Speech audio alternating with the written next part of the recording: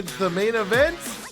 I'm your humble host, Stephen McCollum, and you know him as 17-year NFL veteran, three-time Super Bowl champion for your Dallas Cowboys. And, of course, last night, 32 players drafted for their dreams of 3 Super Bowls in 4 years. But Dale Hellestrace here, everybody. Steven, it seems like I just saw you. I know, I've seen you way too much this week. Yeah, my goodness. Well, we'll make up for that next week. Yeah?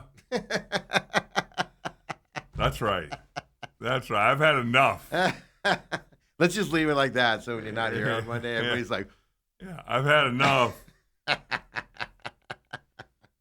yeah, look, I got draft times, man, because I was like, last night it just went so quick, and I was like, what's up with this? Right. And I know they went from 10 to 8 minutes, and does that make that big of a difference? Well, I got some, it was at first round 10 draft minutes. times. I think it went from, 12 or 15 minutes to 10 minutes. Yeah, I have the stats. It's an amazing Yeah. thing, because the first round used to be over 6 hours long. Yeah, Just a and few years ago. even when teams traded their picks, it was still moving along very Yeah, very I know. It was quickly. like, I barely had time to eat pizza. Yeah. We were like, oh, we'll have time to take breaks and eat pizzas, and we're just woo, woo, woo, woo, woo. But I appreciate everybody that tuned in last night on Robat TV, also on the YouTube page, TME Media AZ as well. Give that a like and follow. Help us out there as well, and get that out there for us. But appreciate that, and everybody supporting us from that perspective. Hopefully you enjoyed it. We want to grow that every year now coming up, so it'll be a fun time and everything. But, man, it makes me tired. I was telling that Kobe earlier this morning. We came in today. Monitors aren't working. My teleprompter wasn't working for the business. We didn't touch anything in here. Right. And like nothing's working this morning. So it's like, what the heck? So we are a couple minutes late on air, but I also had a personal thing happening this morning. Everybody's lighting up my phone this morning, Dale. Okay. Lockdown. But everything's okay. Yeah, everybody's okay. But Okay. there's a lockdown at Queen Creek High School this morning where my kids go. They show up to school early. They got about 6:55, and Ethan parks the car, gets out, and they like usher him in a hurry and stuff to that. School didn't start till 7:20. So they had to do all that. So my phone's been blowing up all morning. So we have that added excitement this morning as well. Anyway, well, let people know the lockdowns because there's Oh, yeah, I guess I shots should say that. fired Yeah. somewhere else. It was off campus, but Right. shots were fired close enough. Queen Creek PD activity, stuff to that effect. Yeah. So they were there early, and so they sent an email out saying, just stay, keep your kids home at this time. Yeah. So now, of course, both my kids are going, can we just leave? I'm like, just go home. Just go home. What if they drive the wrong way? They drive right into No, it's literally a straight shot down Signal Butte or Chrisman. So they got there all right, and afterwards. So, but that was some excitement. That's why we're on a little bit late. And it was sending those final texts of, quit asking, go home. Like, go sit in the library, learn something. that's what you get for showing up to school a half an hour early. Yeah, I don't know if I ever did that before. Got to get there early for some work reasons and ROTC reasons and stuff. But yeah, so exciting morning here this morning, Dale. Yeah, exciting morning, exciting night. The weekend's upon us. Yes. What do you guys planned for this weekend?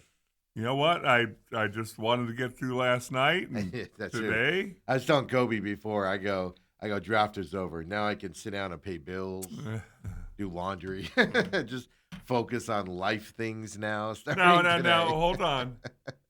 The draft isn't over, Steven. No, but The first round is. the work is over for me lead up Okay. to it. Those graphics we were working on and all of that stuff. So the work side's over. Now I can just sit down and relax and watch it. Okay. Yeah. That's as long as you realize that No. there's still lives going to be Nobody changed. cares about round two through 6. Nobody. These kids are all going to be cut. Well, I hope I hope the Cardinals' second, third round picks aren't going to be cut. Well, history says. Wow. In all seriousness, no, draft continues tonight, second round, then the rest, of course, tomorrow. Isn't it second, third tonight? Is it second and third tonight? Yeah. And then that's how out 4 of through it, 6 yeah. on Saturday. I think That's you why are it's day correct. 3 picks. Yeah. They just act like they're cast offs. We got Rattlers this weekend, 5 o'clock. Tulsa Oilers. I learned the mascot of the Tulsa Oilers. Okay. This weekend, 5 o'clock out there in Glendale. Your Rattlers are 3-1 on the season. Yeah, lost their season opener, now 3-game win. No, they lost second week in second Fishers. week. Yeah, they beat San Diego at the beginning. So, yep, I think they're 3-1 going into this here in Tulsa Oilers. I know nothing about them yet. I haven't looked into it, but we'll be out there covering that tomorrow. Me and Autumn will be out there covering that tomorrow night, 5 p.m. And then I don't know if it's on Yahoo or what. I don't have the mindset to figure out what channel I have to. What's that? Is that on overnight video? Some of them, or yeah, and you have to pay $11.99 a month for that. Yeah, and it's only 3. I think there's only 3 total Rattlers games on that. So everything else is Yahoo Sports, which is free out there. But yeah, so that's for that Saturday night. Other than that, I'm gonna have some fun. Some Talladega racing this weekend, and the pit stop. By the way, up on demand, YouTube, Rumble, here at Robat TV as well. Check that out as we go into Dega this weekend, Dale. Dega. Just a big monsters track, man. And it's going to be a fun race. Does that mean less accidents? No. Oh, I thought the bigger the track, the fewer accidents. No, these are one of those ones where you see them just racing in a big pack, like 3 wide, 4 wide around this thing. Yeah, okay. It's spectacular to watch. They did some other things there. Tune into the pit stop. They changed the stages around. Made them shorter, the second and third straight shorter to try to spur some excitement out there. So it's gonna be a fun time. Check out the pit stop for all that information as well. We're turning into Indy 500 week here, or month, I should say, the month of May. IndyCar's off for a couple weeks. Then they do the Indy Road Course, and then a couple weeks off, and then you got Carb Day and all that stuff leading up to the Indianapolis 500, folks. Exciting times around racing right now. Let's go. So you do got a busy weekend. Nah, just sitting plopping in front of the TV. Doing laundry. Got to drive to Glendale. Yeah, Glendale on Saturday night. I've learned to hate that drive. Well, just check and make sure that what freeways are being shut down this weekend. Are the Cardinals doing their draft party for the third round for the Saturday event? No, too, they're probably like you. Night? They're probably like you. Even the Cardinals don't care? No. Maybe the Cardinals will get the right phone number for the rest of their draft picks. Wow. There's just certain things I don't say on the Cardinals. I'll give them credit for saying it, but yeah, I agree with you. That would never see the light of day, man. We'll talk about that coming up. Suns, of course, coming up this weekend as well. And, can they sneak out a win at home here? And especially game 3, make it a series? Because once it goes down 3-0, it's over. It's over already. Yes. But we got some updates on the fallout of the officials the other day. And then, Dale, your Diamondbacks. We said it on this program. I said it when he blew the 9th inning a couple weeks ago, when it wasn't a save situation. I said then, I do not like Paul Sewald in a non-save situation. We already struggle with him in a save situation. And yesterday he goes in there in a non-save situation and apparently wanted to throw batting practice to the White Sox. I did hear somebody else say this because we had pointed out the first time that it happened when they brought him in a non-safe situation. I'd like to thank another person in media jumping on this bandwagon. Evidently, because I don't do this math, I don't even know how to figure out an ERA, but the way that they've been using him, if he comes in a non-safe situation, his ERA is 7+. Really?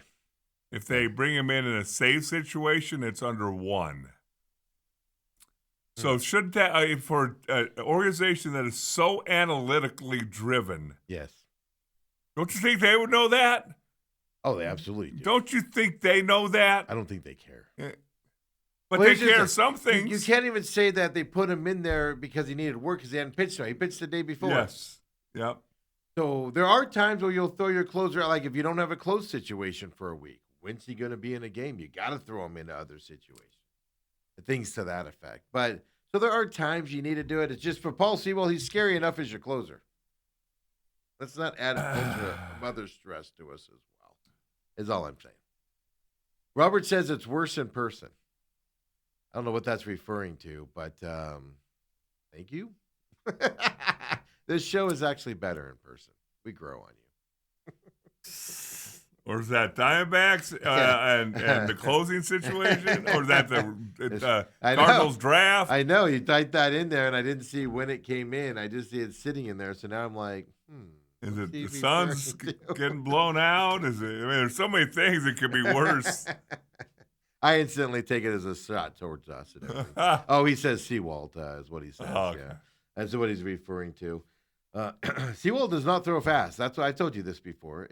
You look at like Miller in San Diego, and you look at these other closers around the league, and you're like, that's a closer. Just a big, tall, intimidating guy that just stares down the batter, and no matter where he throws that ball, that batter's got no chance to connect on it. He's bailing out of the plate, you know. And then Paul Sewell. He throws it 90 miles an hour. He does, man, it works. And when it works, it works. It works in closing It situations. works. Yeah, that's things. The closing situations need not work there. So I look at another thing we were first on around here that other people are picking up on, along with Jeremiah Love, number 3. We are taking credit for this because our guest, Bruce Cooper, on Tuesdays, was on this pick 2 months ago. And it cracks me up how his friend, the guy that took over his role at a certain news station, is taking 100% credit for coming up. Really? Yes. I saw it during the combine. I talked to Bruce Cooper about this. It is just straight. Here's what I think. Here's my Love. feeling. Yes. Yes. I didn't to talk to Coop about sharing his stuff with certain people. I'll give Coop credit all day long. Right. I wasn't on the Jeremiah Love bandwagon. I didn't want Neither him. was I. Yeah. So there it goes. So that was an exciting pick by the Cardinals last night. I also don't know if I've ever seen Bruce that excited. Oh my God, folks! If you didn't see it last night, I should have saved it. I should have gotten the clip. Yes. I do have an in studio clip. Maybe during the break, I'll get it over to Kobe. I do have a clip inside the studio, not on air, because on air he left the camera.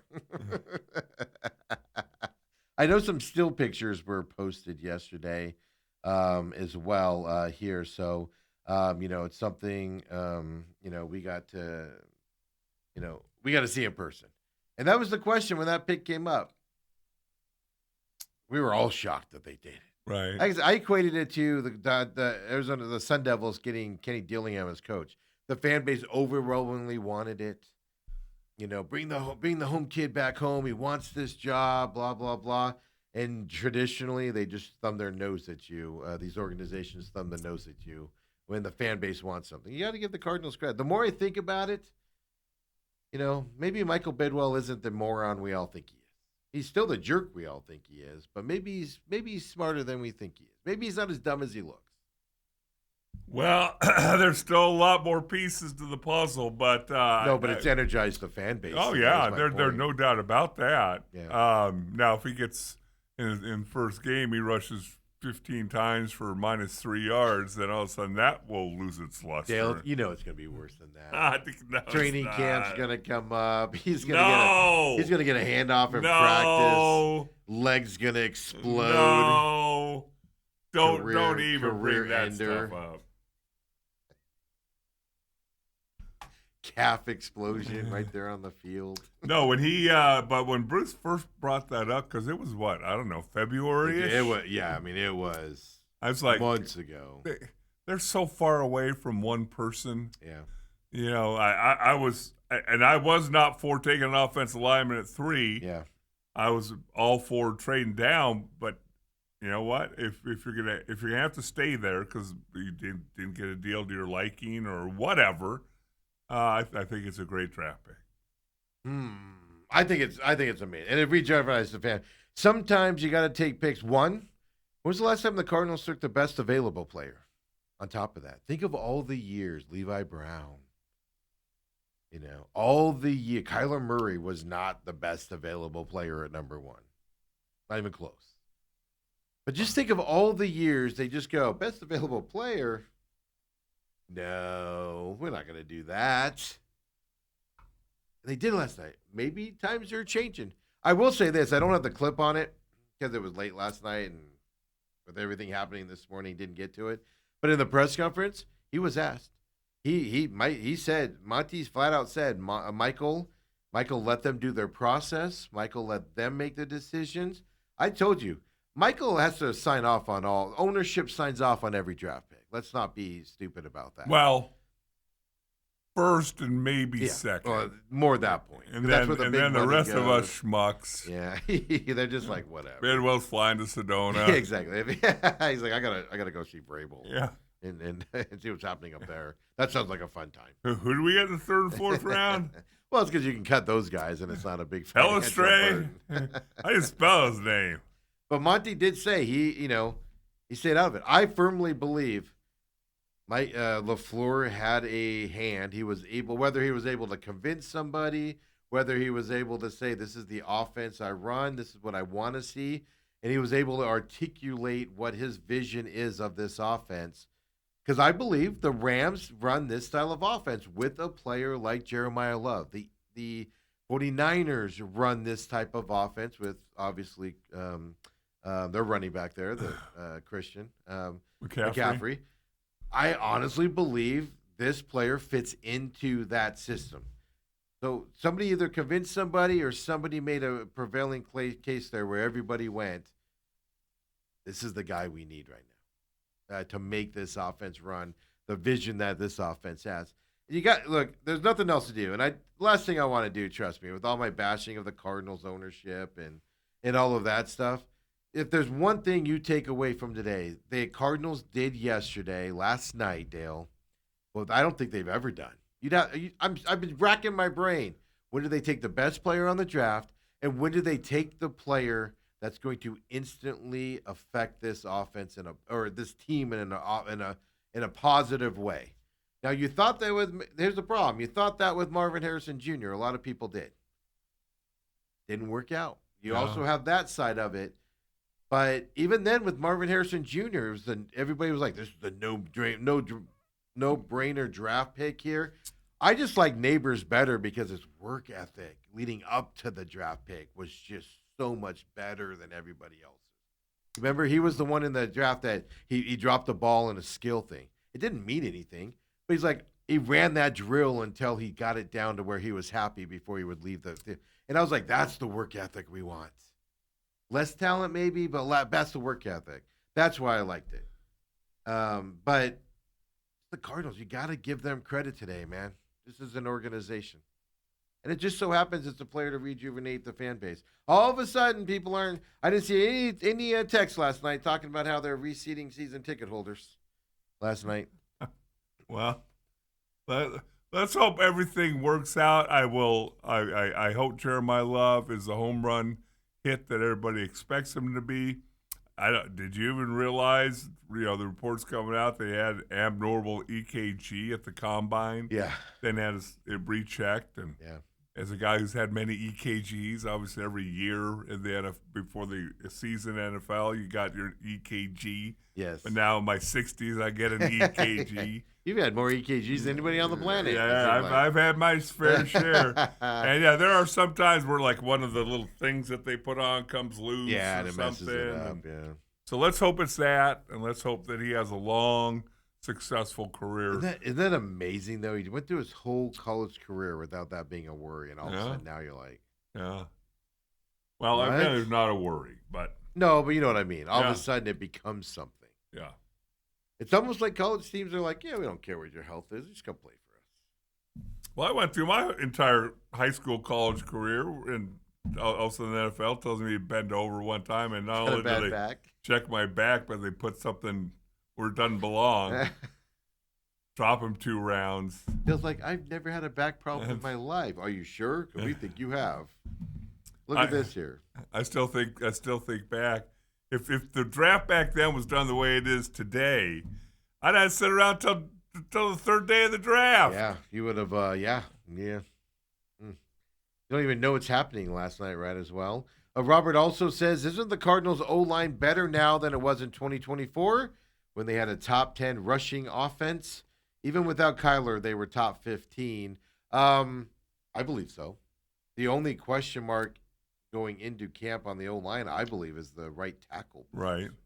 And they've signed a couple of guys, but you would not You don't know if those are the guys who are going to start, but that's why you open up the competition. But that's the only one that you're going to go into camp going, we don't know who's playing that spot. Which, I mean, Dale, I don't mean to denigrate, the But you offensive are. line position. But I'm you going are. to, but I'm going to. An offensive tackle on the outside, it's easier to protect a bad one there than it is like a guard or something like that, because you can put a tight end out there. You can have a running back chip out there, things to that effect. So I'm less worried about that than I was before. But I do think the offensive line's better going into this season than it has been the last couple of years. The other thing I will tell you, Steve, is that I was a much better offensive lineman blocking for Eric Dickerson than I was for Smokey 1 or 2, whoever came after him. Actually, we had Reggie Tupart. He's a first-round pick. I was going to say, wasn't the other guy like a huge Craig first-round James pick? was a first-round pick. Yeah, I was going to say. But no, what you're saying there is, I'm assuming, is that the running back makes the offensive line look better? Can make the offensive line look better. Here's the deal. Trey Benson. I'm not even going to get down to the bottom guys here, right? Bam Knight's on this team still, but James Conner, what's his health like coming back from the injury and everything? Right. Obviously, Love. Trey Benson. Odd man out, Trey Benson in this deal, right? Not even close. I would think so, unless Connor comes in injured. Yes. I mean, this offense. This is the thing. This running back room got rebuilt quickly. Now you got to stay healthy. Right. This running back room got rebuilt fast. It's exciting. Well, according to ESPN, the Arizona Cardinals depth chart: Jeremiah Love, the starter. Tyler Algier, the second. Oh, I forgot about Algier. Yeah. They just signed him from Atlanta. He's a pass catching out of the backfield guy too. James Conner, third, and then Trey Benson. Yes, Trey Benson. A failed draft pick by Monty. Wish you luck in your next endeavor, sir. Wow. Yeah, but this might save his job. What do you mean? If Love hits it out of the park. Oh, you mean Monty? Yeah. No, I'm talking about Trey Benson. Oh. Yeah, I was saying goodbye to Trey Benson. Okay. Trey Benson's not my guy, man. he's our next running back, and they brought him in, and I was like, he better not be our next running back. I just never liked the way he's run in the professional side of things as well from that side. So 10:30 a.m. press conference today with Jeremiah Love. So that'll be fun to watch, obviously, and see him. Like, if you don't know his family, folks, Bruce Cooper's been telling you for 2 months now, military background for his parents. He just lives that lifestyle. He says the right things of, without football, I don't know where I'd get my aggressions out. He recognizes the premium. He loves to play football. On top of it, which to me, that's the first thing. I'll take a guy with less talent that loves to play the game over a guy that just doesn't like the game and has all the talent in the world. Right. I'll do that every day of the week. Cardinals have ran into that with Levi Brown in the past and some other guys that, really, really good. They just didn't love the game. So this is exciting, man. You wake up today with a little pep in our step. But also, you mentioned this, wrong number, right, for Monty. You mentioned this. Here's the clip of Monty yesterday talking. What took so long to make the pick? Because everybody was assuming they were fielding all these trade calls and they were waiting. You don't need to talk to the player before you draft them, folks. Let's be clear about that. You don't need to. Why are you holding up the draft pick till you have to talk to him is my question. Second of all, the NFL, if you don't know how this works, the NFL puts out a giant list of phone numbers for every draft pick. Draft picks are required to fill out this form. And here's how you most draft picks, especially higher ones, get a different number for that night, so their friends aren't calling and giving them a hard time. Right. Shedeur Sanders, stuff to that effect. It's all out there. Everybody had Jeremiah Love's number. Well, apparently not the Arizona Cardinals. Is that a 3 or an 8? Here's Monty last night talking about what took so long to pull the trigger on number 3. If you want me to tell you the honest to God truth, we had the wrong phone number. The phone number that we were given was the wrong one, and so that was a little bit of the delay. So we got that straightened out, and we called Jeremiah, and we got a hold of him. That's what the delay was. There was no delay. There was no delay. Yeah, technical difficulties. There was a very minimal conversations, Donnie. There was, some surface level, but nothing that came anywhere close to getting us to move off the pick. I mean, Good for him for and admitting again, it. that's the one thing also that, and again, this is just talking in general. The fact that when fans or whatever say, yeah, we want to trade down or we want to trade the pick. Well, you have to have another team willing Yeah. to want to give up draft capital to move up. Yeah. And if nobody's calling you offering something worthwhile, then yeah, you got to have your guy, and we think Jeremiah Love is that guy right now. Yeah, well, that's the nice thing about it. Because if somebody was going to, here's the other side of it. If somebody was going to trade up, they were probably trading up to take Jeremiah Love. Right. So you're not going to trade with him if you like him and you're willing to take him on that side. So you got that side of it happening too. Round one, got round two today, but round one, I think the Cardinals blew it out of the ballpark. Now other teams are going to get better grades because like the Giants had, multiple picks. Jets had multiple picks in this draft and stuff like that. I saw a lot of discontent on the socials last night and this morning of Ty Simpson. The Cardinals not get Ty Simpson in this draft. I'm kind of surprised, but that's where the hype of the pre-draft sets fans' expectations up, which is part of the bad. I think the Cardinals handled the draft a little wrong leading up to it. We talked about this with Ty Simpson and now what it's done with Jacoby Brissett on the backside. We talked about it last night on the program. Like the Cardinals didn't even get Ty Simpson, and you got an upset starting quarterback who's holding out for a pay raise. Well, after that press conference. And then you add to that, and this is the thing I didn't really put together last night. Number one, it did not look like the head coach was super duper excited when Ty Simpson's name was. Well, I got the video for you. But and so I've also got the history. I'm going to talk about the comparison between the Rams and the Cardinals. There's a very big distinction here between the two. And so we'll see that.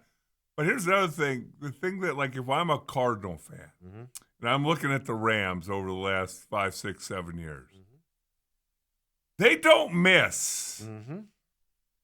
They don't miss. Especially in the top part of the draft. Yes. And now, again, Ty Simpson may end up taking over for Stafford after this year and leading them to the Super Bowl. They have Stetson Bennett also sitting there, a young guy that they drafted a couple years ago. Right. Lower, Yes. not obviously in the first round. But they're high on him to kind of take over as a backup over time and stuff like that. Yeah. But it just a mixed emotion when the draft pick was announced from the head coach.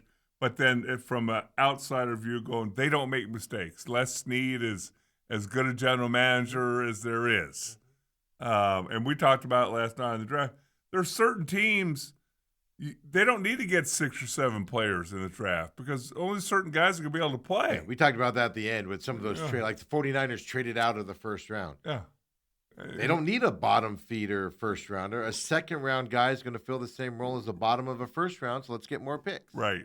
Yeah. Exactly. Cardinals aren't in that position, by the way. But, yeah. Well, it's interesting. A couple things happened last night on the draft, and we'll get into it. We'll take our break, come back. Did you hear about this Mekhi Lemon situation on the draft? I love these stories. Teams that screw up royally crack me up. The famous one, of course, is Minnesota not getting their pick in time and the team behind them just running up there to take the guy. Yeah. Similar situation happened. Now it was out of the team's control, but it's fascinating when this stuff happens out there. Then of course we'll talk about McVay and specifically the Rams because the Rams do something for the draft that I knew about. I got even additional information last night on how they handled the draft.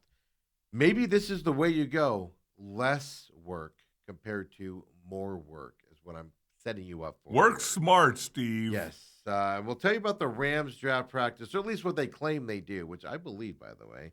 We'll talk about that as well coming up. And then, of course, first round time and info. This is fascinating how the NFL and these drafts are operating right now with the TV packages and Thursday night and stuff like that. But like I said, the biggest shock to me, and we'll talk about that here in just a minute when we come back, but the amount of Cardinals people that I saw very upset the Cardinals didn't get Ty Simpson and let the Rams get him shocked me.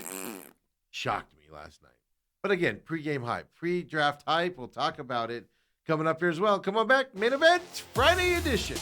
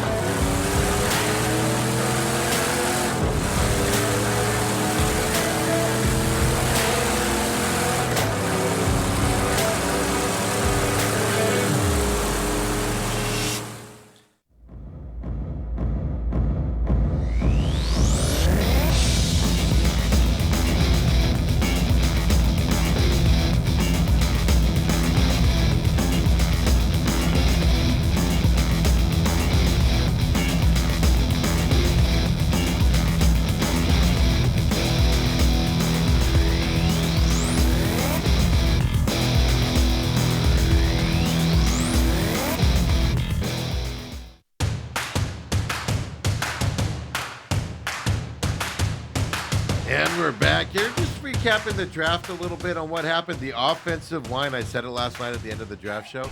The offensive line run last night shocked the crap out of me, and things like that. So good thing the Cardinals got some of those guys in free agency, because if you're relying on the draft, I'm not saying it's slim pickings, because there's still some guys you can get that be able to perform for you, second, third, fourth, fifth round. But the run on them was shocking to me there in the first round last night. But this Mekhi Lemon situation, if you don't know what happened, it came out. I saw it from Ian. He put it out, of course, as well. The Steelers were on the phone with Mekhi Lemon at number 21. Literally on the phone with him. Hey, man, we're going to take you here coming up and things like that. And because the Cowboys are on the clock, and they know the Cowboys aren't taking him. So they're on the phone with him.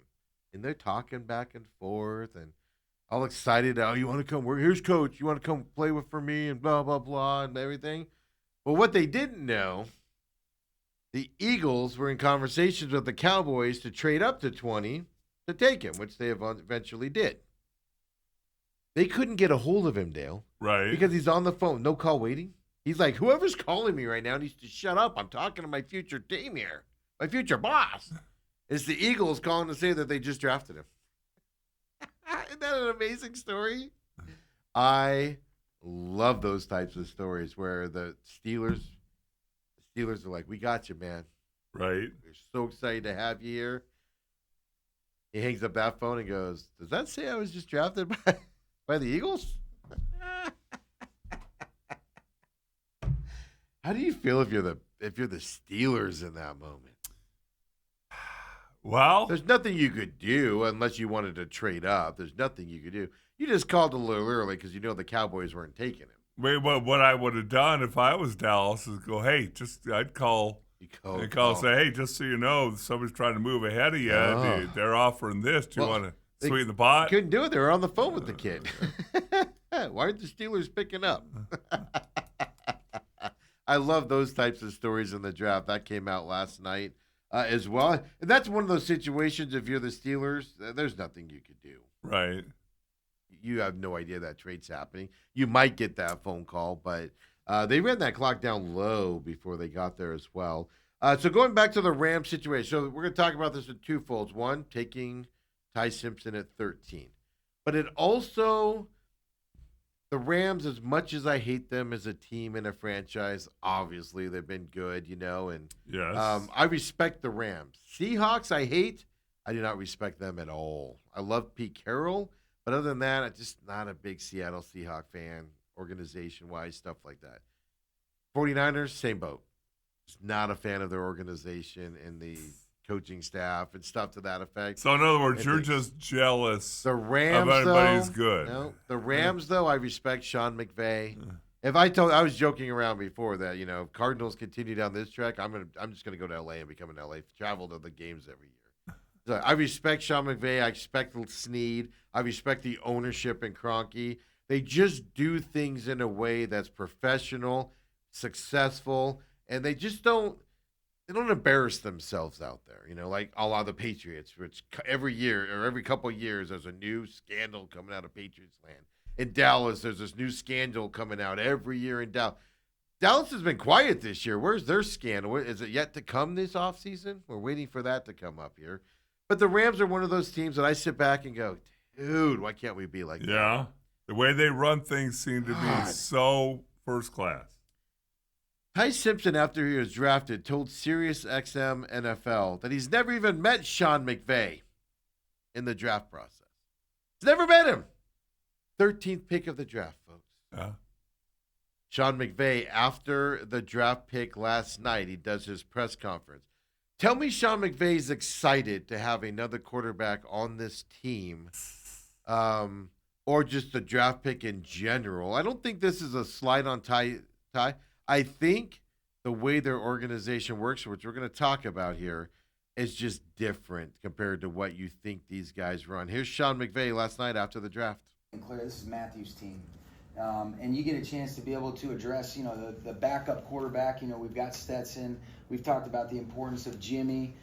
So to be able to add somebody that you can evaluate a body of work where he was asked to play the position and a lot of things that do translate in terms of concepts, reading with his feet, some of the different things in the drop back in the play action game, the movement game. So there's a lot of things that Coach Grubb did that's very similar to kind of how we operate. So it made it an easier evaluation to be able to kind of say, all right, what would that look like if you did translate it to our level? But there was a lot of players that we liked, and there was a lot of thought that kind of went into it. And we do feel really fortunate that when you look at the 13th pick, we were able to get that where, Atlanta had an interest in getting a player last year. We would have taken Ferguson with our first round pick last year to move back to still get the guy that we wanted, and then to basically be able to get an extra pick. And then, oh, by the way, with your original one, go get a player like Trent McDuffie. So a lot of different things, but we're always going to make decisions that we think are best for the short and the long term. But, we'll be excited to be able to get to work with him, and that's where we're at. That's a whole lot of blah, blah, blah, blah, blah, blah, blah, It's a lot of talking, but what it tells me here, he goes into last draft on their strategy. He employs their strategy there. He's not upset they drafted Ty Simpson. I'm sure he would have wanted another role player for Matthew Stafford, but he sets it down, right? What did the Cardinals not do last week? Jacoby Brissett's our guy. Moving forward, if we get a young quarterback, he'll have a chance to compete and come in. No. Do you have any doubt the quarterback order there in the Rams? Any doubt? No. He brings up Stetson Bennett. Stetson Bennett's still here. By the way, you know who we didn't mention? Jimmy G's retiring. He's done. He's out of the league. Well, he did say Jimmy G's important to us. Yeah, but yeah, but it was like on the side. Yeah. That's also why Ty Simpson was drafted. One of those guys is going. But he went through it. But my point is, we played you the press conference, the pre-draft press conference last week for the Cardinals. That couldn't have been any different. And they drafted the quarterback. It couldn't have been any different. You know exactly what the Rams' plans are. The Cardinals in pre-draft, you had no clue. To the point where their starting quarterback went, you guys need to pay me starter money if I'm going to be, at least I like a starter. And I'm going to hold out until you do so. Here's the thing about you the think difference. Matthew Stafford's sitting out here this year? I need starter money because I've threatened now. Well, see, to me, the situations are so mammothly different, to use your favorite hockey team. One's a better team than the other. That's the difference. So one's a better team. One has a better quarterback who's a Super Bowl winner who's getting paid starter money, and rightfully so. Yes. But yes. Has mentioned retirement. Yes. Has talked about stepping away. Yes. Has had a bad back, by the way, going into last football season, which I always pray and hope that my back could be that bad and still go out and be an MVP candidate. And the Cardinals have a career backup who was given a chance last year, and the fact remains he won one football game. Yeah. So I get for those him to come to the Cardinals with any demands whatsoever, it's kind of laughable when you take a step back and look at it. Well, I don't disagree, but I firmly believe the only reason he did it was that press conference where they're like, we get a guy from a big school with big competition. Yeah. There's a way to play this, and it's just you sit back. There's a lot of narratives out there that Sean McVay's not happy about the 13th pick being him. I didn't get that out of that. It's just more of he probably wanted somebody else to help out the team right now because obviously he's not helping him out now. That's a future pick for Sean McVay, Right. Future guy. But here's the other side of it. This is how the Rams operate because a lot of people are like, Ty Simpson never talked to him. I know McVay never goes to the combine, folks. No, Ever. he's vacationing. Ever. He takes a step back. I got a GM that handles that. Yeah. We got scouting unit that handles that. I don't need to be involved in that. I'll have my opinions and stuff. I found out Sean McVay has not met with a prospect before drafting him since 2020. He never meets with any of their draft picks beforehand. He just draft them and he goes, "Oh, that's the guy we drafted. Let's go." That's when you have a head coach and a general manager who are in sync and know exactly what the other needs and wants. I do believe, I was trying to confirm, I do believe Snead doesn't go to the combine either or all-star games. I think he even kind of sits outside and lets the organization lets their stuff work and then they make their decision. Whereas like the Giants, we're at every Jordan Tyson workout that ever happened or non-workout that happened in the offseason. Cardinals are everywhere, all-star games, all that stuff. That's what most teams do. Right. The Rams operate differently, and they still have success. Emulate Efficient. the Rams is what I'm trying to get at here. Very efficient. Right? Take the best player available. Maybe this is a turning point. But here's my point, and I don't know this. I'm speculating here. Who's the head coach of the Cardinals? The guy from the Rams. And the Niners, right? Played with, was up there in Right. Niners land with Shanahan and those guys. But he just came over from the Rams. Best available player in the draft. A guy to fit the system they want to run. Cardinals don't do this before. Emulate the Rams is what I'm getting at here. It's working for them. You have a guy with intimate knowledge how they work. Do it. Move that direction. Doesn't mean you have to go where you don't show up, still show up to the combine. That doesn't hurt. But I do believe when it comes to drafting, the more you study guy, you get fooled by looking at numbers. Because like you always say, has he been on the field since the end of December In a game. in a game? Yeah. Nope. You're just seeing raw, basic numbers. You convince yourself this is the guy. But before you had no interest in him, but all of a sudden, in the leading up to it, you're like, "Oh my God, that guy's how tall? Oh, we should put him on our list now." Unless the NFL is going to go to aerodynamic running suits for wide receivers. It's just I'm watching the Cardinals stuff, and then I'm watching the Rams stuff. It is amazing just the difference between these two organizations in the same division. Right. And one is highly successful, one is not. Fascinating.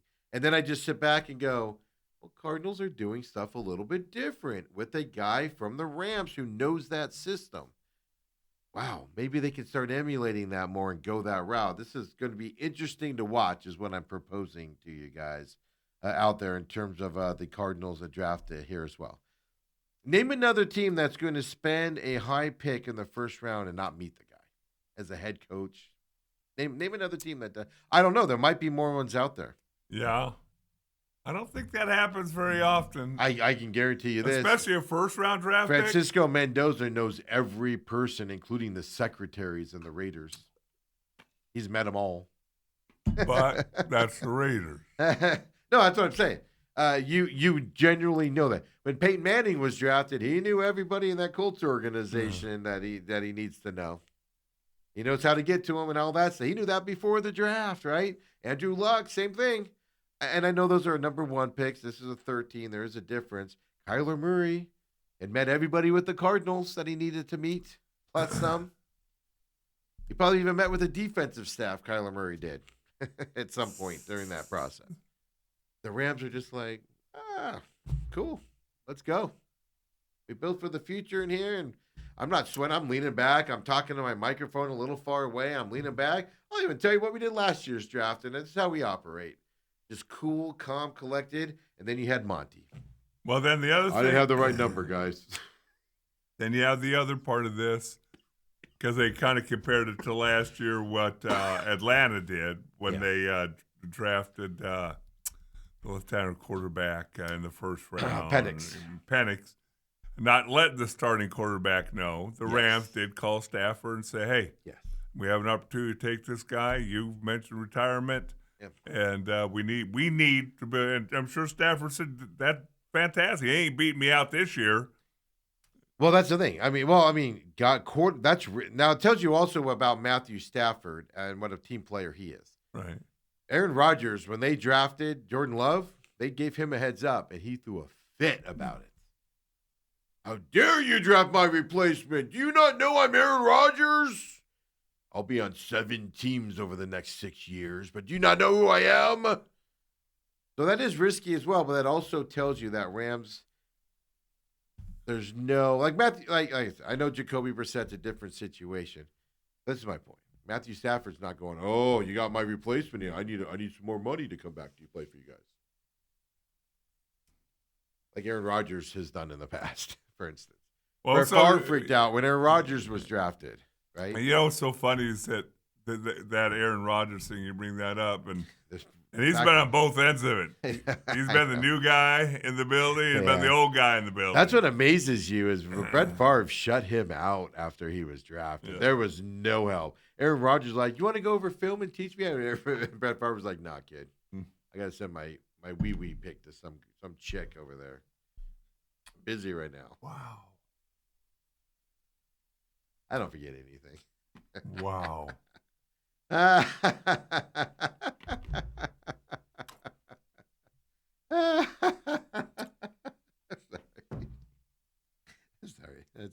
It's Friday. Let's have some. I don't know, Dale. I mean, isn't it weird how just with the Cardinals did something that's so hyped up, everybody's excited about it, and at the same time you're just like, but you still screwed it up. Well, we'll see how that plays itself out. They did say last night they've had good conversations with Jacoby Brissett, and they're looking forward to solving this problem that we created.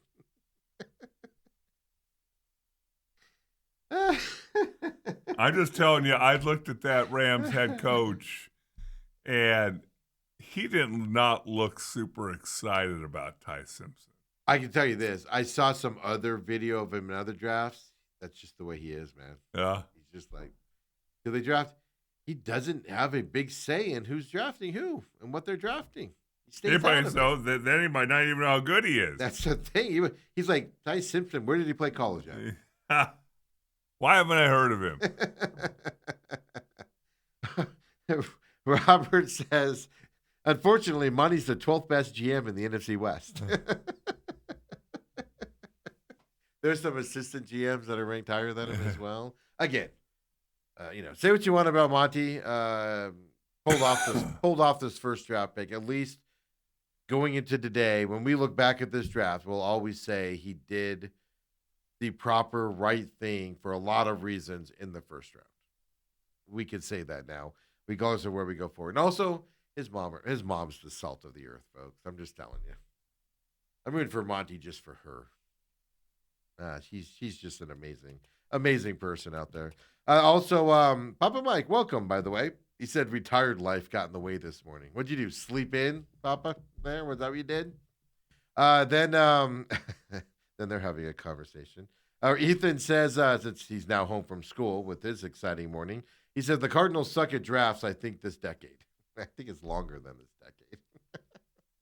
That's all he can remember. That's all he knows. So there we go. Robert says, not just drafts, Ethan. Join the conversation on YouTube as well. TME Media AZ. It's there for you guys. Of course, we're on Robat TV as well here this morning. They're having some fun conversing there. And Dale, first round info here. Let's wrap up the draft here really quick with everything. And we'll see how the draft goes. The offensive lineman run is going to be interesting for teams that still are looking for offensive linemen. 49ers pick first tonight with their trades down. Then the Cardinals right after that. We'll have to keep our eyes on that. But 2 hours, 53 minutes for the draft last night. Like, we were like, oh, we'll order the pizzas. We'll take a ton of breaks. We'll have time to just have some fun in here. And it was just boom, boom, boom, boom, boom, boom, boom. 2 hours, 53 minutes. Made for TV, It went from Steven. 10 minutes to 8 minutes as well. The first round of Goodell's first draft back in 2007. So 20 years ago, roughly 19 years ago. Yeah. That first round lasted 6 hours and 8 minutes.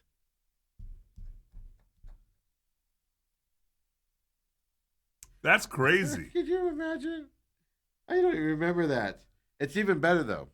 2021, day one draft, 3 hours, 44 minutes. So those it's still pushing 4 hours in 2021. 2022 went to 3 hours, 18 minutes. But basically 3 hours, 46 minutes roughly. So almost 4 hours for every draft here as well. And then this year, like I said, 2 hours, 53 minutes. So ESPN probably said, hey, we got programming to get to 9 o'clock or 8 o'clock, whatever that was. ESPN, we had the ESPN feed on here, and they didn't have a lot of, they had short commercials, but they didn't have a ton of them either. Like, they were squeezing them in. Like, a lot of it was picks in, and then we're waiting probably so they could do some commercial breaks before they go out there. But I want to thank Roger Goodell, and I'm still going to boo you. I got to thank him, man. 2 hours, 53 minutes. 'Cause yesterday during the show, if you saw it, I was all, we're going to be here for 5 hours tonight? Yeah, well, that tops the math. Boy, your calculator, you still 10 couldn't minutes, figure it 10 out. minutes, 32 teams is 320 minutes. Divide by 60, that's 5 hours. That's not Dobson math. Like, that's calculator math. So how does it go from 5 hours to 3 hours? It was going faster than 10. So what they were doing was, I said this early on last night, like the pick would be in. It's like they started the clock at 8 minutes for the next team, like on the bat. So Yeah. literally they announced the pick. They hardly had time to get their Make-A-Wish stuff and things like they do at the NFL. That they barely had time to do that. That was what was holding up the draft. It wasn't the picks and the trade. A couple of the trades we made, we were like, wait, why are they in this spot?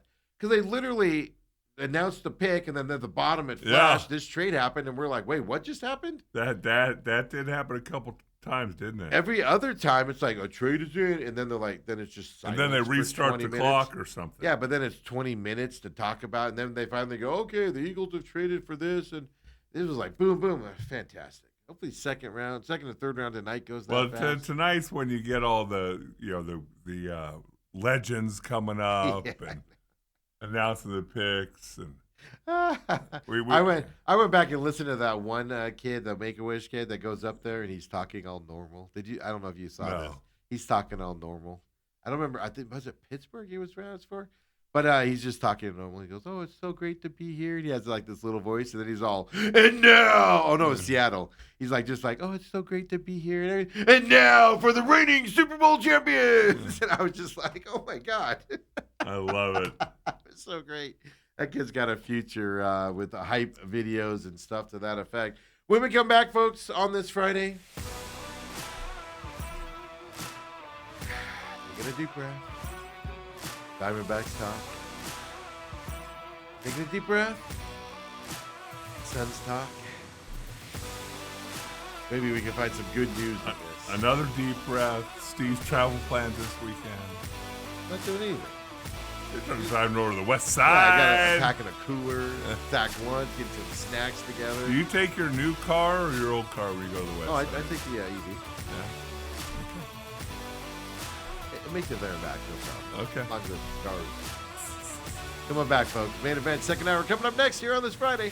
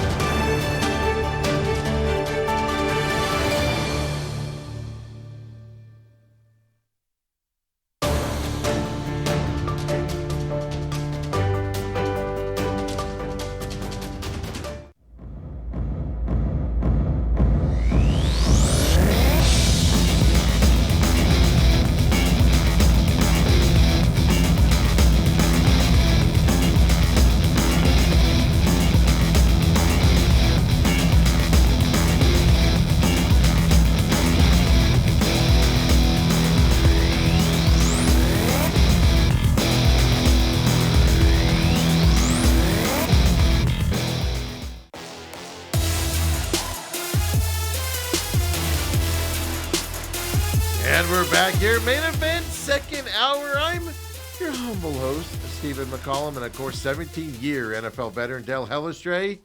Ooh, you're drafted 85. How many years has it been? No, 112. No, Oh, no, you no, no, the year. you're saying drafted in The year, 85. yeah. Okay, yeah. Oh, 1985. you're like, no, I was 112. I was drafted 112th place. 85, I'd have made a lot more money, Stephen. You quit hitting me up for money around here if you're drafted 85. How many years has that been? 41, Is that what it is? 95, 05, No, you're right, 'cause, 15, 'cause, 25. Yeah. Oh my God. 41 years ago, Stephen. You were drafted when I was 8 years old, Dale.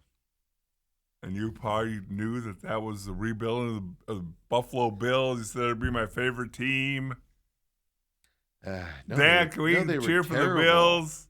I didn't root for the Bills. Well, partly because they were played my Giants in that first Super Bowl, the one where he missed White, Norwood missed right.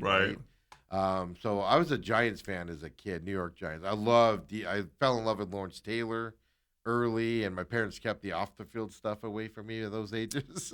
Probably good. Right. Like later on, I was like, Lawrence Taylor's not a good dude. What? Good player. Mark Bavaro and those guys. Like, I love those teams, here in Arizona. Because here we got Cowboys or Broncos.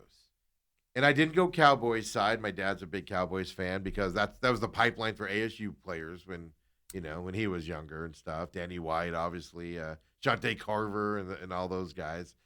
So that went that route. Yeah. But I went Broncos route. Broncos and Giants back then. Darren Woodson, by the way. Yeah, Woodson. I knew I was forgetting that. I was like, who's the other guy? You remembered Shante Carver, but you forgot Darren Woodson. I know. Can you believe that? Wow. Shante Carver, didn't he get caught with drugs or something while he was in Dallas? Nah, he was. It was something. He was a bit of a disappointment as a number. Nice guy. You were there with him, right? Yeah, Obviously. nice kid. Yeah. Was he? Just not a first round draft pick. Yeah. Heck of a talent at Arizona State. I think he just went sideways. We'll just say that. He went sideways. Hey, it's tough. I'd start drugs too if I had to move to Dallas.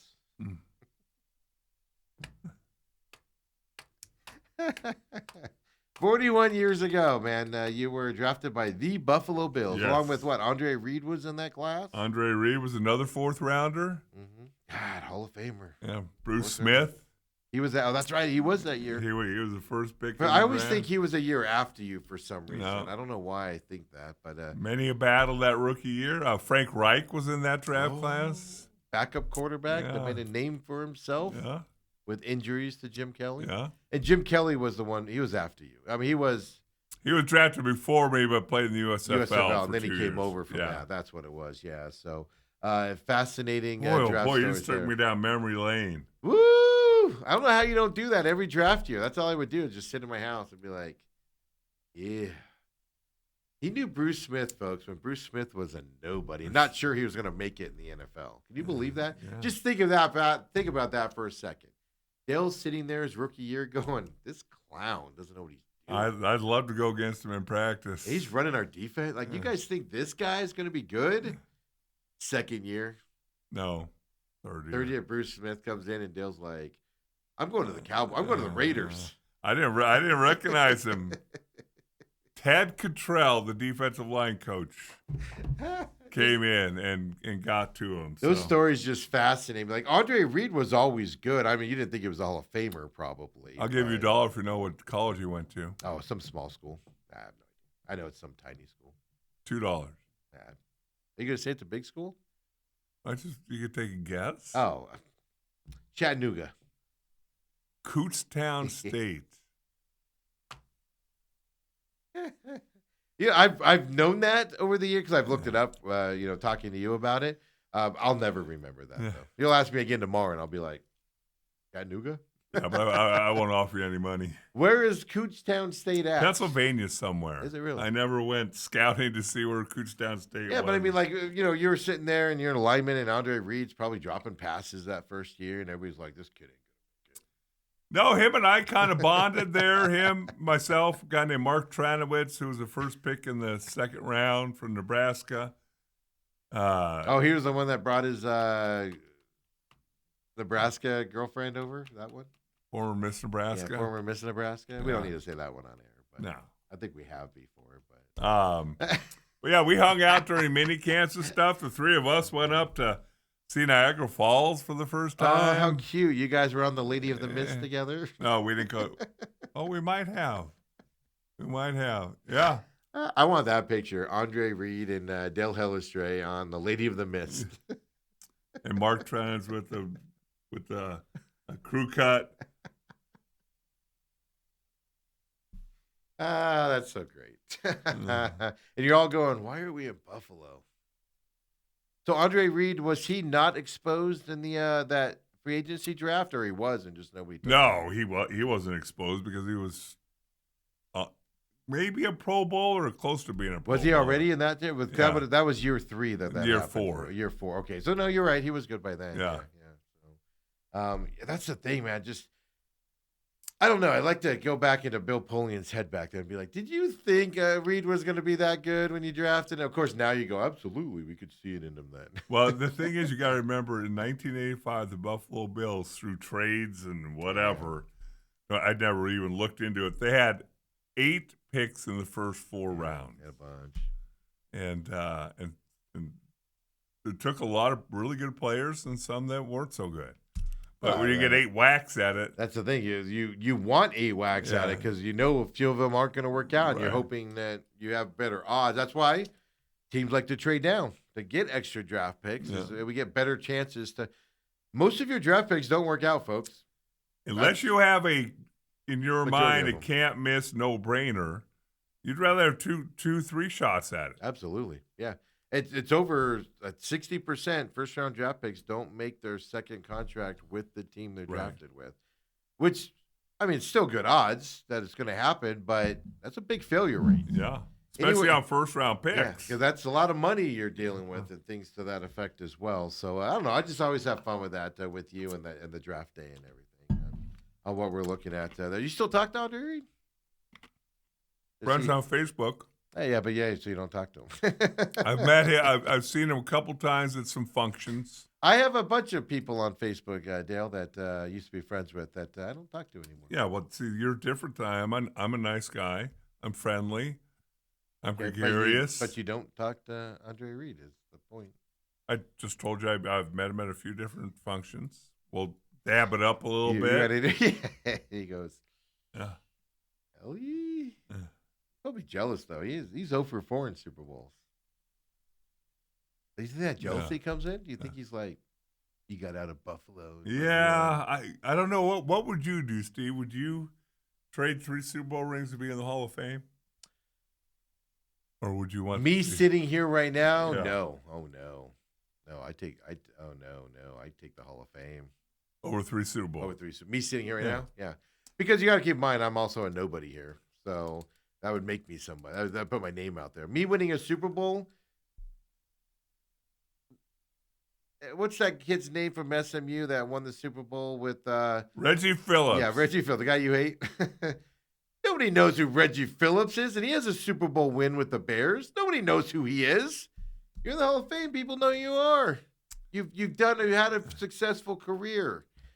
You can win a Super Bowl and not know who you are at all. So just so you know, I No, knew I'm you were going to go that way. Me sitting here, if I'm a player, I want the Super Bowls over the Hall of Fame. If I was a competitive guy, I want to beat your butt every year and host that trophy up every year, and I want you knowing I did so as a player. But me sitting here right now, I'd rather Okay. be a Hall of Fame guy. Okay. So there's 2 different perspectives. Okay. So anyway, finish your other thought. You knew I was going to say the other side? Oh yeah, because selfish people usually say that. Team or self. Well, now I know why Andre Reed doesn't talk to you anymore. You call him selfish. You call him selfish. No, I think as a competitor, I would just want to win all the time. Yeah. If the Hall of Fame comes because I win, okay. Now the thing is, he did win a lot. No, The Bills did win a lot. I'm dogging them Yeah, for being but, over no, 4 in the it- Super Bowl. it's I mean, they tough. ran into a vaulted Cowboys team, a giant team that was phenomenal. Was that the year that Phil Simms was injured that Yeah, year? Jeff So Hostetler. Jeff Hostetler got in there. Another guy. Where did he go? Raiders after that, and everybody's hyping him up because he won the Super Bowl for the Mhm. Giants, and then mediocre career after that on top of it. Yeah. And then a Washington Redskins team that was pretty good. Did he go to the Redskins? No, Oh, no, I'm just saying they that beat they the lost to. Bills. Yeah, it's not like that's like when people go, Suns have never won a championship. Well, they only went up against the Barkley years. Only went up against the best team ever in NBA history in the Chicago Bulls. A lot of guys don't have championships because of that. Right. So I don't necessarily hold it against him. So I know, Andre. I'm sorry, buddy. I'll apologize. I'll text him later. I'm gonna text him right now. Andre, Yeah. I apologize for disparaging your 0-4 Super Bowl run. And he's going to say, hey, Dale, who is this knucklehead? I told you before. I would have done what I almost said 2-A. My buddy, Johnny Johnny Giesecke. Giesecke, Yeah, your that's buddy. my buddy from Sacramento State, undrafted free agent from Sacramento State. I would have done what he did: 2 Super Bowls, and I'm taking that money for my next team. Oh, yeah. I would have done that too as a player. That'd have been perfect. Yeah. What's the difference between 2 and 3 Super Bowls? Obviously, one. Smart asses that are saying that right now. But no, you go take the overpayment from the other team. That's what you do. Wow. Especially when your coachings are changing. My opinion on that is, if your contract's up and you're going through a coaching change and you like the current coach or whatever, and you had success with the current coach, you're getting a new coach anyway. You might as well go to another team because you're getting a new coach either way. Might as well go do that. Me personally. Okay. That's what I would have done. Is my player perspective off? I wouldn't fit in as a player. Is that what you're trying to say? Well, you'd be about Steve. Well, kind of like you are here. And I'm sorry, what's your name again? yeah. The humble one. The big other NFL story, just to wrap this up, Jordan Tyson, of course. I watched him walking back out again. Just an emotional, I'm going to call him a blabbering idiot walking out there, just tears and snot and to go out there to meet Goodell and everything. I mean, that was amazing to watch for him. I mean, just imagine his emotional roller coaster if you sit back and think about that. Now, he's young, some injury concerns, didn't get to have the off season that he wanted, with getting ready for this, sat out a lot, has to read the papers, because don't tell me he wasn't paying attention. Right. He's going to be it's hard 20 not to. something. Yeah. Then you go into April 17th, and you have to have a good workout. All accounts where it was a great workout and everything, and you just have all these question marks around you, and then you get taking a chance on a team that quietly took him. The Saints, nobody talked about the Saints taking Jordan Tyson until about 3 days before the draft. 2 days before the draft. Right. It was always Giants, Giants, Giants, Giants. I mean, that's just got to be an emotional just lift off of you, I would say, as a young kid with this dream on top of it and these setbacks. Yeah, it's one thing to be perfectly healthy and go through this process. It's another with what he went through with not being able to work out or not wanting to work out, whatever the story was. That's just so generally, Dale, I would make fun of people being emotional in that situation. I'm not. But I did notice something about the 2 ASU players drafted yesterday. Okay. Both very, very emotional up there. Kenny Dillingham's getting some emotional guys on this team.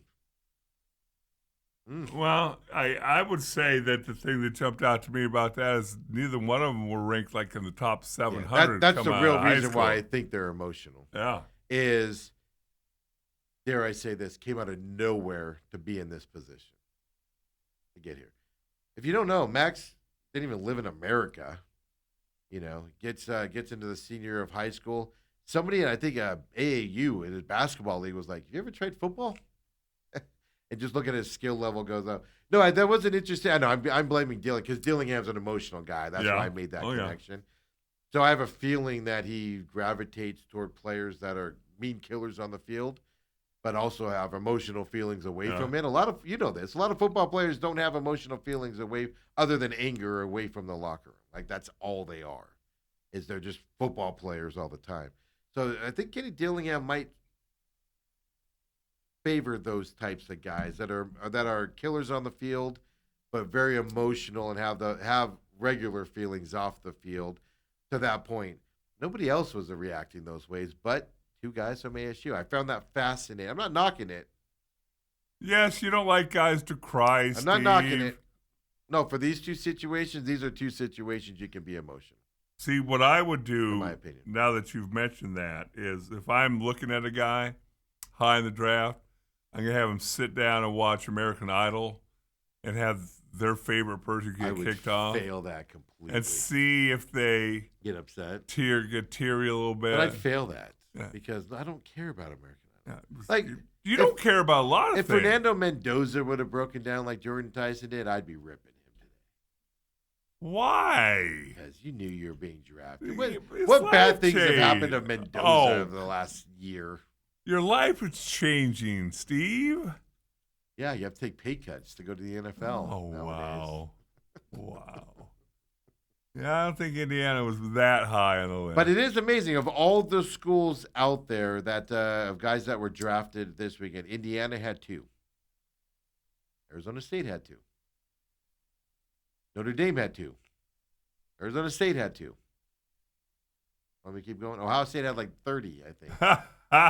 Arizona State had 2. You got in there with 2 first-round draft picks. I mean, I saw Hines Ward, a picture with them, celebrating with them last night. Obviously, Hines Ward's Hall of Famer from Pittsburgh Steelers fame. I saw him celebrating him. That's a big deal. Kenny Dillingham obviously put stuff up last night. I mean, celebrate this. This is an unbelievable accomplishment by Arizona State over these last couple of years with guys that they're bringing in as well. By the way, 320,000 fans were present in Pittsburgh on Thursday night. Broke a record. Shattered. I think 290,000 was 275,000 in Detroit last year. But I think 290 is the most it's ever been. Oh, really? Yeah. I think. You Thought might I be saw right. that. I don't have, you might be right But on that. still. I just saw 275,000. We were sitting there last night before we went on air and watched all those idiots, and I'm like, The camera's going out over them, and it's like, does this end? and then no, the one thing we couldn't figure out was, do you pay? That's what I want to know. Because I know, like, The NFL's very cheap. They charge for everything. the reason that you see a bunch of obscure teams, like there's a Cardinals contingent there, there's Tennessee, and the reason teams is invite people. it came back to me. Each team will bring 50 or 75 season ticket holders. Yeah. Put them up for the night. It's kind of like a Hey, reward. Cardinals, thanks for the invite. Sorry I couldn't make it. Oh, you haven't been Never invited to been one? invited, no. Even when I was doing that big argument with them on if I was going to renew or not, they never offered anything to me. You'll get invited to the ones in Alaska. And then some guy that's been a season ticket for 8 years and sits in the upper level in the corner pays 3/4 less than I do. He's had tickets for 7 years. All of a sudden, he gets invited to go to the draft last year. Okay, Cardinals. Yeah, thanks a lot. I think they're waiting to invite you to the one that's in Alaska. I'll go. That's the one I want to go to. That'd be more fun than Pittsburgh. I don't know, one of those Pimento brothers, however you pronounce, Primanti brothers sandwiches. You would have about 3 or 4 of those. 9 offensive linemen came off the board in round 1. I'm just shocked by that. It just shows you the focus this year is linemen as we go through that. But then, first time in the common draft area that 2 running backs were selected, and they came from the same school, Notre Dame, of course. First time in the common draft area, which tells you, right, two running backs. Colleges are adopting the 2 running back system that the NFL's had for a bunch of years as well. And then Jordan Tyson, as you know, picked 8th by the Saints. Jalen Tyson picked number 20 by the Cavaliers in the draft last year for them in the NBA. First siblings to be drafted in the first rounds of 2 major sports, also breaking some records last year. Fascinating. With ties to Arizona. Both of those stats tie into Arizona there. Look at that. We're right in the forefront of NFL record-breaking stuff that Did happened. that cornerback from U of A go in the first round? No, he did not. He'll be lucky to go in the 3rd. He might go second. He might go in second. Okay. I can't think of his name right now. The guy that made that Bruce was all over because he made that spectacular play. I hate that play so much. Hate those. So draft intense today. But anyway, that's enough NFL talk for today. Let me check the top. The YouTube feed here for some comments and Twitter and the text line and everything. Well, while you're doing that real quick, I just looked at Mel Kiper's. Actually, it's Matt Miller. Has his round 2 mock draft up. Guess who he has the Cardinals taking in 34? Okay. Hold on, let me think. You're going to have to help me out because I don't have it pulled up here. Give me the top 5 best available. They're not taking Boston from Washington. That's a wide receiver. They won't take him. Ooh, do they take Zion Young, defensive end or edge from? And by the way, Missouri? he has Stukes from Arizona going 36 to the Raiders. Really? Yeah. So 36. That's right in the middle of the second. Well, round. Early. Yeah, that's yeah, you're right. That's impressive because I would have thought end middle to bottom of the second round. Oh, that'd be Oh, Mendoza to him. That'll be a fun little. I'm not Mendoza. I'm sorry. The cornerback, right? Yeah.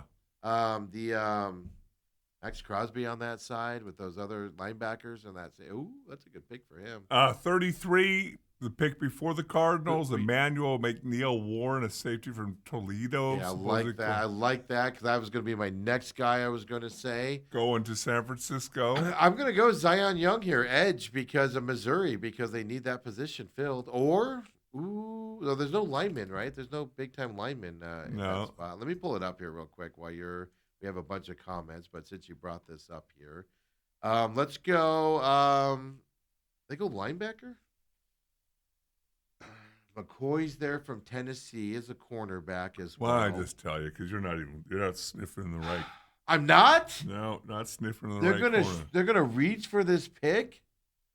It's gonna be a reach. No, Well, just give it to. Well, yeah, but I mean, they need an according to edge. Miller. They need the linebacker. Barney Miller. How about Carson Beck, the quarterback from Shut up. Miami? They like Carson Beck. Uh, Isn't Carson Beck gonna be there though in the third round? He starts it off with, "Is this a reach for Beck?" Probably. Yeah, but if you think he's gonna go at the end of the second, you Yeah. take him. Dale, anybody that's watched this program anytime Carson Beck's been in college knows I love me some Carson Beck. Ooh, Love me some Carson Beck. yeah. But, well, I don't think he's going to be a top tier NFL quarterback. He might be a Jacoby Brissett type quarterback. He'll get some starting opportunities, mainly be a backup. That's how I see Carson Beck in the NFL. Oh, my God. Yeah, He doesn't have Zion Young going until number 50 to Detroit. he's falling. But there's another edge out there that's still out there. Completely forgetting his name right Also now. has But I Garrett think- Nussmeier going at 53 to the Steelers. Really? Yeah. Really? So anyway, you Any can read it. ASU guys there? I wonder what's going on with Zion Young from Missouri. He's first Yeah. round talent. He's fallen for a reason. Did I miss something on him? Yeah, I've not read anything Yeah. negative about him. He's fallen. Boy, Stooks ran a 4.33. No, Dale. He's a stud. I just hate him for that stupid play. That amazing where he made up 15 yards and while the ball was in the air, and it wasn't like a lob ball that just hung there. It was like a rocket shot. He made up 10, 15 yards while the ball was in the air and then made this acrobatic diving, not even looking at it, just stabs it out of the air, comes down with it as an interception. Hate him for that play. Hate him for it. Thank you, Stooks. I got a couple really nice dinners. That's right. You got the dinner out of it because of that play too. So Carson Beck at the cart. Talk about ruining your goodwill with your fan base.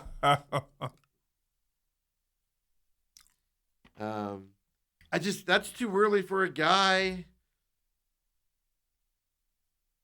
If you take a guy second in the second, because I told you Ty Simpson in the first round, you're viewing him as your quarterback of your future. That takes you, for most teams, that'll take you out of the running next year for a quarterback.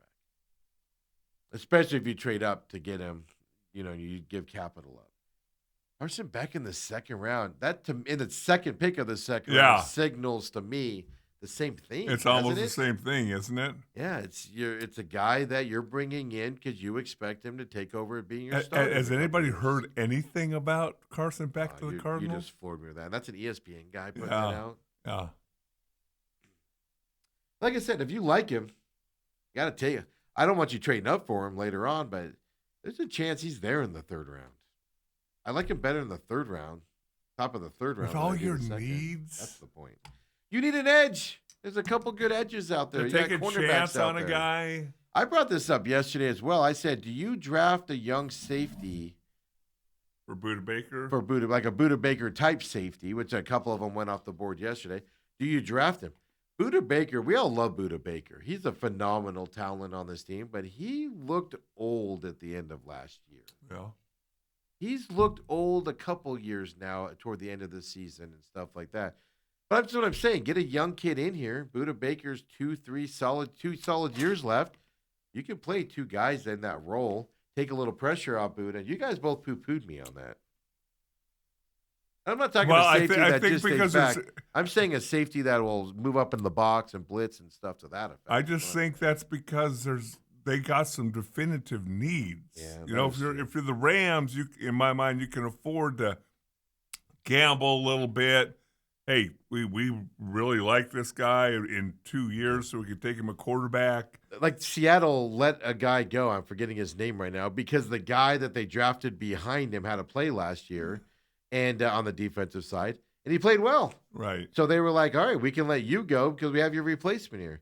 That's what good teams do, though. They stack players up so you can let a top tier player move on. Which, trust me, Cardinals, if they ever Buda Baker to me is in that Larry Fitzgerald ring where you don't let him go to another team. He retires as a Cardinal. But you also have his replacement there ready to go when that needs to happen, or cut down Buda's time or whatever. That's what good teams do. That's one thing the Cardinals don't do. Going to my point. If you can keep Buda fresh at the beginning of the season, though, with a good quality guy to kind of experimenting out, now I get it, right? NFL players, and you don't take me out of the game and stuff like that. I get that, but whatever. Boy, did you see what that Graziano said about Jeremiah Love? No, well, I might have, but I don't He know. said, awesome player, terrible pick. Yeah, so a lot of people, we didn't touch on that here today. We touched on it last night. But people think it's a terrible pick because of the amount of money that he's going to make at that running back position.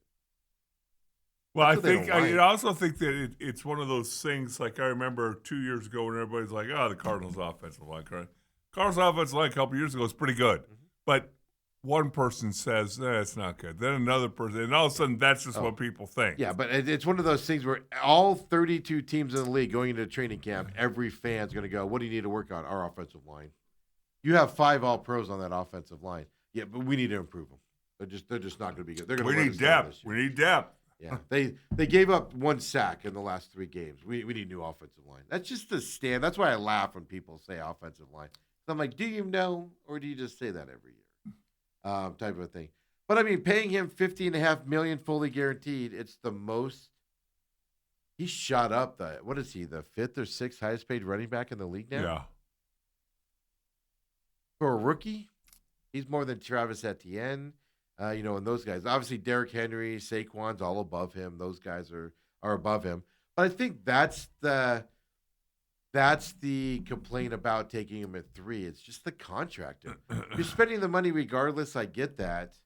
But the NFL is showing that they'll pay the right guys at the running back position money. Whereas 4 years ago, 5 years ago, they weren't doing that. Right? Jeremiah Love's the second running back taken. There was people complaining about Saquon going number 2. What was that? The 2020 draft, 2021 draft? Right. How's that worked out for you? Is anybody complaining about Saquon being drafted number 2 now? So I think that's maybe the Giants fans. Because the Giants let him go. Never forget the owner sitting in that room with Schoen there going, man, I'd hate to lose him. I'd especially hate to lose him to the Eagles. So right now, the top 5 running backs: Saquon Barkley at a little over $20 million, Christian McCaffrey $19 million, Derrick Henry $15 million, Kenneth Walker $14.3. Is Seattle or is Kansas City, and Breece Hall $14.3. I'll take Jeremiah Love at $50.5 million fully guaranteed over 4 years over Breece Hall. Every day of the week. But that's why people don't like that pick. Right. It's phenomenal talent, phenomenal that he's coming to the Cardinals. It's going to open up that offense. But then the people that don't like paying running backs are the ones that are throwing the fit about that. Moving forward. I mean, if you want to look ahead here for a second. And by the way, Jeremiah Love's contract, it's going to average $13.2 million. It's not breaking the bank. It's not breaking the bank. And as we've said, whether you took a center, a running back, a quarterback, or wide receiver, it's going to be $13.2 million. Would you rather have a guard making this money? Right. For the first 4 years? But that's why people hate that pick. I get it if you're on that side of running back shouldn't be paid. Or Mel Kiper last night, I did see this clip. Mel Kiper for the last 100 years has been saying, you never take a running back first in the first round, ever. And last night when Jeremiah Love was picked, this is great for the Cardinals. They needed this pick. And somebody on that panel called him out and goes, you've been saying for years that you don't take a running back in the first round. What's changed? Then he like,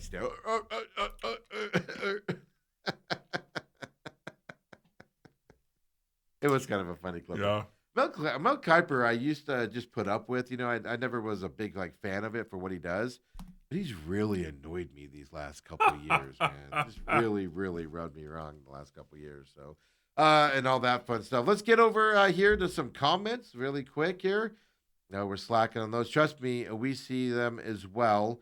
Robert Papa Mike says, "Is Dale ready for trash talk? My side of town, West Side." Could you keep? I just wonder what car you take over there. Yeah, Robert lives on the west side. They're ready to fight you, man. The West Siders that are watching this show right now. I just asked you because you're the one who does not like to go to that side of town. No, we put new air filters in the car to get the stench down. Bulletproof glass. Roll up the windows extra tight. Like I keep pressing the button to roll it up. Make sure you have your snacks and drinks so you don't have to stop. Yeah, that's Steve. Oh, yeah, I'm comfortable. I'll roll right through GCU's campus and windows down. Oh, yeah, GCU's campus. Seat backwards. I want you to go south of GCU's campus. Oh, why? Is that a bad neighborhood? GCU. What are you trying to say? It's funny. I'm all bottled up, and then I pull into GCU. I take the right, and I pull in there, and then I'm all windows down. Yeah. Do you need a police escort? Hey, everybody, how you doing? But right before I pull in, I'm done doing the extra.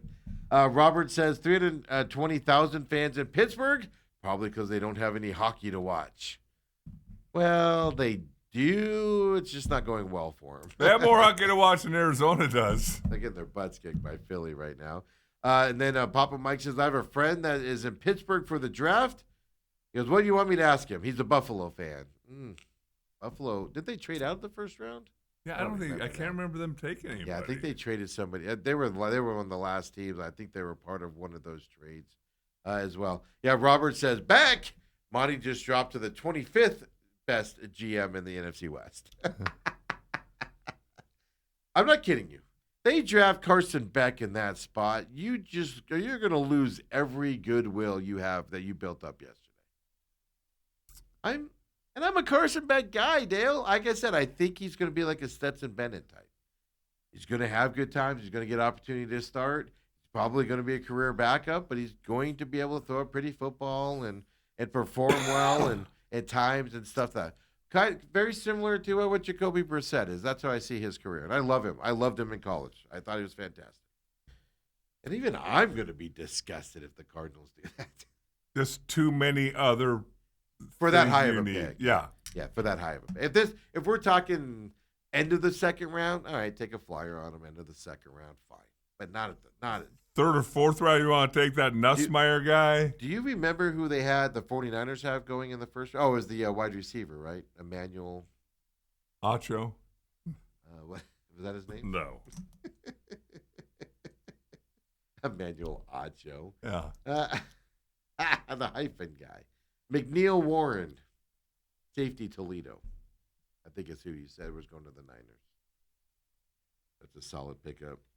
You're talking about the first pick in the second round. Yeah, because the Niners are ahead. The Niners traded down. They got that first pick ahead of them. Right. We're just going to sit here today and watch the Rams and the Niners and Seahawks just keep getting better. Exponentially better. We're going to really talk about it real quick. I know you want to get negative, so I'm trying to avoid it. Caleb Lomu, yes, Utah, Valley of the Sun Pride, went to high school out here, went to Highland High. That's what Bruce said. Yeah, I couldn't remember, but it's one of those. Went to Utah, programs, first round draft pick. Which he was scheduled to. I was getting a little worried there toward the end that he might fall with that run. That's the other thing. 9 first-round lineman picks, shocking. Right. But there were 2 or 3 of them that weren't rated to be. I didn't see that Keelan Rutledge from Georgia Tech. Didn't hear his name. Him and then the big white guy that went a few picks before him. I call him the big white guy because he's just this big burly. Well, Blake Miller. Blake Miller is supposed to be a first rounder. Somebody else, I can't remember his name right now. But they weren't even top 40 in this draft in terms of draft picks and stuff like that. So some I think the run on them caused some teams to go, Oh, yeah. we better go take. But they were being taken ahead of. I take Lomu from Utah over a lot of those guys that went ahead of him, and stuff to that effect. So it is fascinating when runs happen and I don't know. I'm going to say teams panic, but teams go, we better go get a guy. But then when you jump a bunch of guys to get to your guy, it's like, what?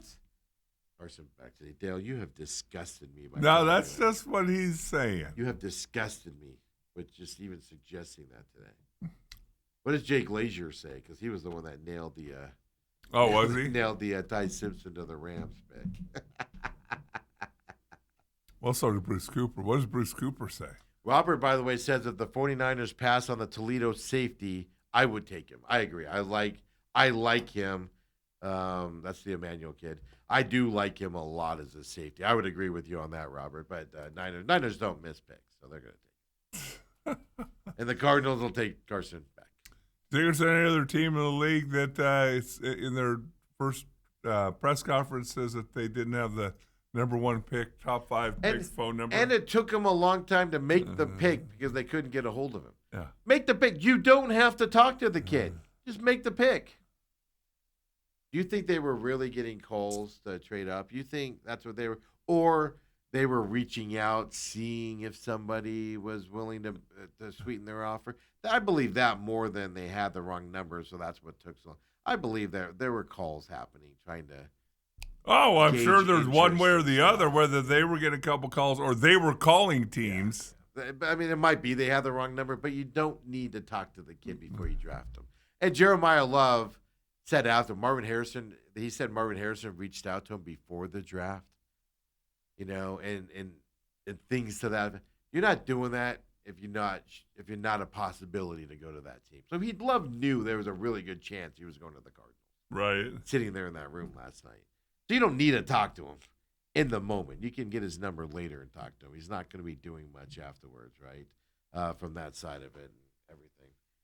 Dale, I'm trying to avoid it. I'm out of stuff to talk about. So Okay. we got to do it now. It's not my fault. You want to talk Suns weekend and possibilities, or do you rather go Paul Sewald sending a bullpen session? Is that Paul fastball Sewald down the or is middle? that the coaching staff? Well, the coaching staff didn't throw the pitch right down the middle at 72 miles an hour or whatever it was. For some guy named Benedetti to launch it out of the ballpark. I'll just say, I mean, again, we've talked about it before. We were the first to tell you guys a week or two ago when he blew that 9th inning in a non-safe situation. Stop pitching him in a non-safe situation. Yes. Again, we said the numbers earlier in the show. The fact that it's up over 7, close to 8 in non-safe is It's ERA. a different mentality. You don't want him to get into a different mentality in that situation. So why put? And I understand there will be some times you got to throw him out there, because he hasn't pitched in a while. You don't get saves every day and stuff like that. So I understand that. But I'm not going to lie to you. I had a feeling it was coming. We had some fun with it before this series. This was the first series the Diamondbacks had that wasn't against a team that is expected to be in the playoffs this year, competing for the playoffs. And that's the White Sox. I expected a letdown. I saw it coming, and it just so happened to come to the Diamondbacks. Now, it's the history of the Diamondbacks with Torey Lovullo as a man. We have 10 years of history of letdowns in these situations. It happened again. Then the big question here is, they also tend to, when they have these letdowns, continue those letdowns for a little bit and get in a little bit of a slump. Stop. So today's a big day, or when do they play the Padres next? Well, go to Mexico. Yeah, it's the Mexico thing is where that, but it's not till tomorrow, right? Yeah, Saturday and Sunday is what it is. Okay. Diamondbacks, San Diego's the home team in this, or is the Diamondbacks the home team in this? I don't know.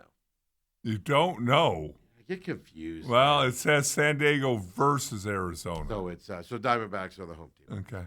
Yeah.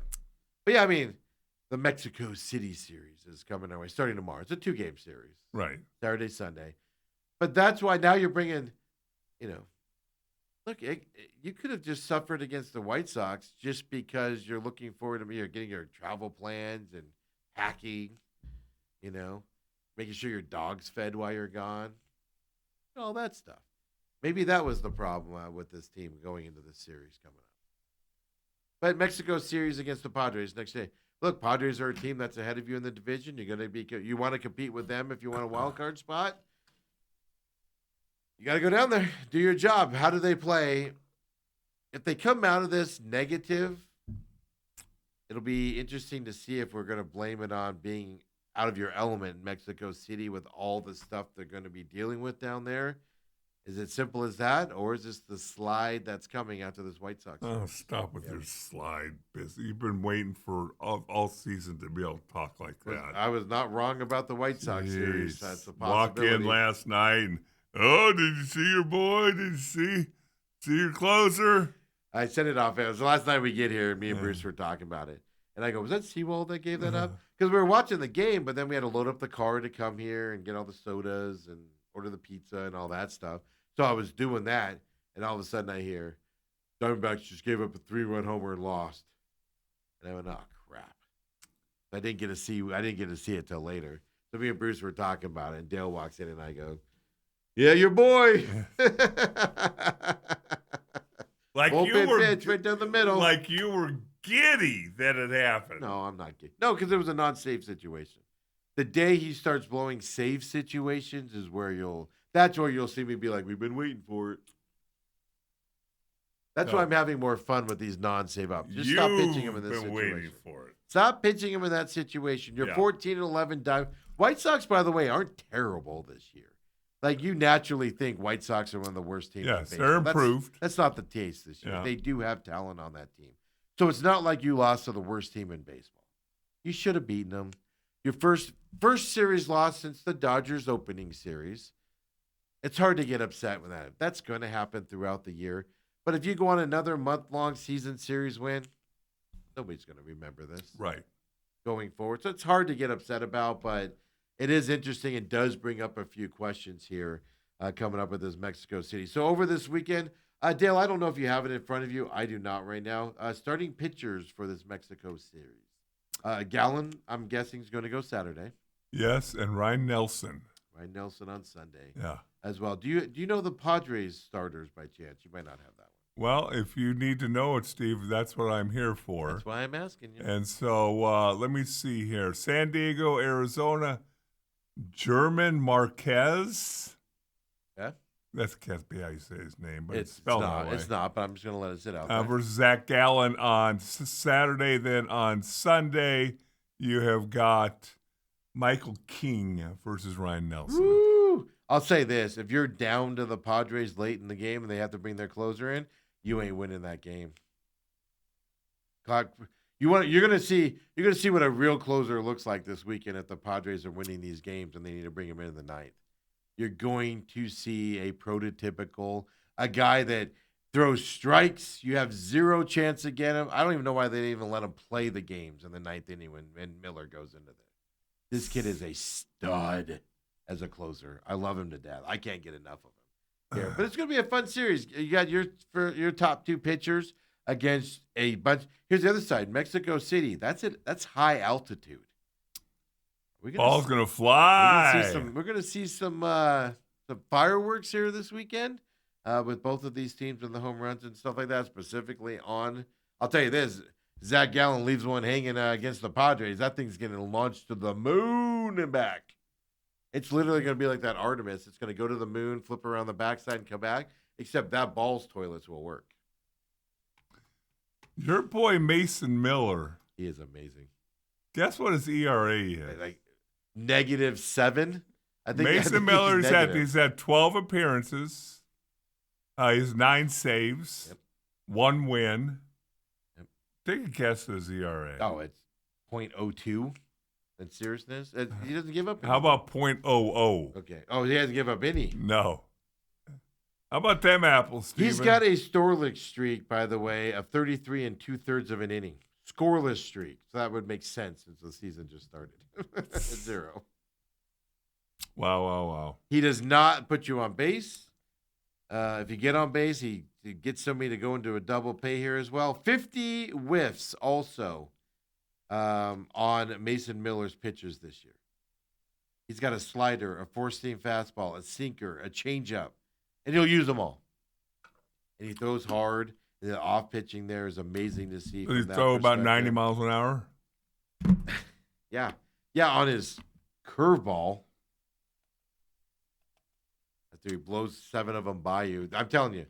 Hopefully the Diamondbacks don't get in the position where he's got to come in. But if he does, do not turn off your television. Watch him pitch. And you'll understand why I have a bug up my butt about Paul But Sewell. there is only one You of will them. understand it. There is only one of them, correct? Yeah, but he's the best one out there. But there's a handful of pitchers like him out there. They give up runs, stuff like that. But that throw like he does, he's a special one. I agree with you on that. But you'll understand why I have a problem with Paul Sewald as a closer, and you'll understand it once you see Miller pitch. Well, let's hope we don't see him this weekend. That's what I'm saying. Get him out there, or be the first team to score on him. 33 2/3 of his inning with nobody across the plate. Be the first team to do it. Come on, Corbin. Get that triple What off do you of do? him. Do when they bring him in, do you just wave and say, That's what I'm saying. Do you just go, I'm out? Yeah. What's the universal sign for we throw the game? We're just going to go back to the hotel and regroup. We're out. We're going to go regroup as well. So that's the weekend for the Diamondbacks here. I'm looking forward to a Mexico City game. The pomp, the crowd differences, how the teams react to it as well, but the altitude. This is going to be Who fascinating. do you think will have more fans? The Mexico City game or the NFL draft? No, Mexico. No, who do you think will have more fans? The Diamondbacks or Padres? I'm going to go Padres on this one. You think? Padres have a lot of fans everywhere. Really? Yeah, I don't get it either, man. But they do. Everywhere you go, you see Padres jerseys. They're all my travels. Dodgers and Padres jerseys. When you get to the East Coast, that changes, obviously. It's obviously, Mets, Yankees, Red Sox, those types of teams. Right. I'll bet you Padres do, if I had to guess. Come on, they're the Padres. All right. Are the Well, we'll Diamondbacks see. going to wear their serpentine uniforms to cater to the crowd? Oh, well, why wouldn't you? How to get some favor? Well, hey, do you think there's any? Can we get any more Thunder good players to maybe just Get miss injured? a few days? Yeah, he's going to miss more than a few days, man. Yeah. Hamstrings. And that's the weird thing. He came back from, I might have the legs wrong, but he came back from a right hamstring injury. Yeah, Strain? I think it says the other one. And this is his left one Yeah. now. Just terrible for him. Good timing is, right? First round. So can you come back from it as you go? Throw up the bracket real quick here on the NBA side. Look, I've been avoiding talking about this. We're having fun with everything here on this Friday, but Thunder Suns. They play tomorrow, if you don't know. Early game, and it's on Peacock. Was it? It's just a 12:30 start. Time, right? 12:30 start. Yeah, wake up and watch some midday butt whooping. Well, you could do both, Steve. You could go to the Suns game and then keep going to the Rattlers game. Oh, I didn't think of that. Yeah, how about them apples? Yeah, not spending money on either of them. Wow. Do the Suns at home. Now, Devin Booker, if you don't know, the tees were rescinded by the NBA. Being Devin Booker's technical foul. And even Brooks was as well. So, and then one against the Thunder was rescinded also. I know. So basically, that's the NBA saying, yeah, these refs were being idiots in this game. We'll rescind them from you. I thought Booker was going to get a $50,000 Yes. fine because he named the ref. He's going to get a big one regardless, but I thought it was going to be 50 strictly from the naming of the ref. Yeah. It's only 35,000. I also believe the NBA has to fine him. You cannot let a player no. do that because you would open up the floodgates. They have to fine you if you attack the refs in that fashion verbally, and then if you name them, you have to be. But I also believe it's only 35, which to Devin Booker, and I wouldn't be surprised if he gets a nice dinner or a check slipped into his deal from either teammates or Matt Ishbia as well. Matt Ishbia came out on Twitter yesterday and said, Yeah. Devin Booker's not wrong. I'll summarize it. Devin Booker's not wrong. That was a disgrace of officiating for our league last night, is basically what I he would said. not be shocked, like it happened to me in first grade when I got into a fight protecting a girl that was handicapped.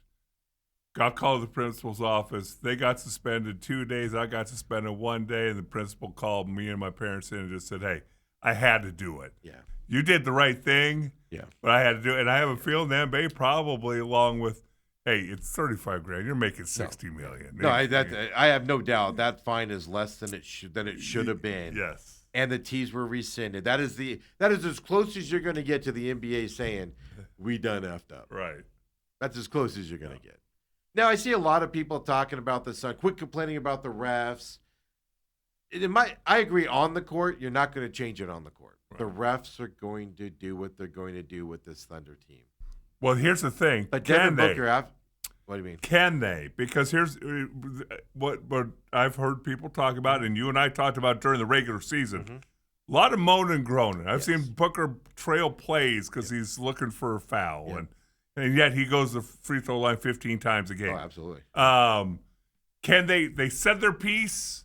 NBA kind of backed them as much as they could. Don't do it on the court is all I'm saying. Yeah. Do they play tonight? Do they just play? Yeah. And let the chips fall where they may. Because that's the worry, right? Is the Suns are going to go into this game, and now they're going to try to lobby the refs during the game, and that takes them out of the game. Yes.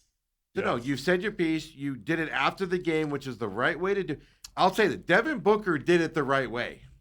Matt Ishbia did it the right way. Went and backed up his player and put his comment out there. Mm-hmm. They did it the right way. Will the NBA listen? Will the refs listen to this at this point? That's what we'll find out tonight. My answer to you on that is no. It's going to be the exact same thing. You had a good defensive strategy against the Thunder in Game 2. You played the best you could possibly play in Game 2. If you get Goodwin back tonight, you might be able to play just a little bit better against the Thunder at home tonight. Maybe you get some things going your way with the referees tonight on top of that. I still don't think it's enough to beat the Thunder. That's the problem. Any other team, yeah, you're going to make this a series. You're going to win. Well, here's what's going to happen. Against the Thunder. The Suns are going to have to play almost a perfect game. Because here's the thing, and I heard somebody else talking about it, and it's so true. Like, the Suns were close. They were down 2. They were down 3. And then it seems like in 42 seconds, 2 turnovers, and they get 3 possessions, and all of a sudden they're down 11. Yeah. It's like, how did that happen? It happens quick. You know? But now, again, that Jalen Williams, he had 19 points, I think, in the first half. Don't underestimate that injury to the Thunder. Yeah. That changes their rotation. That changes the way they play.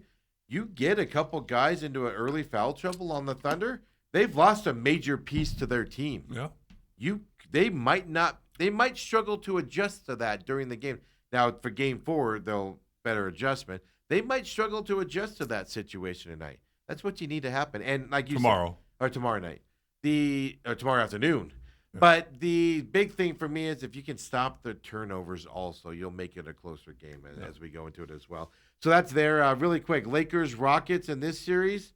Also, I'm going to call it the injured series here as we talk about that anymore.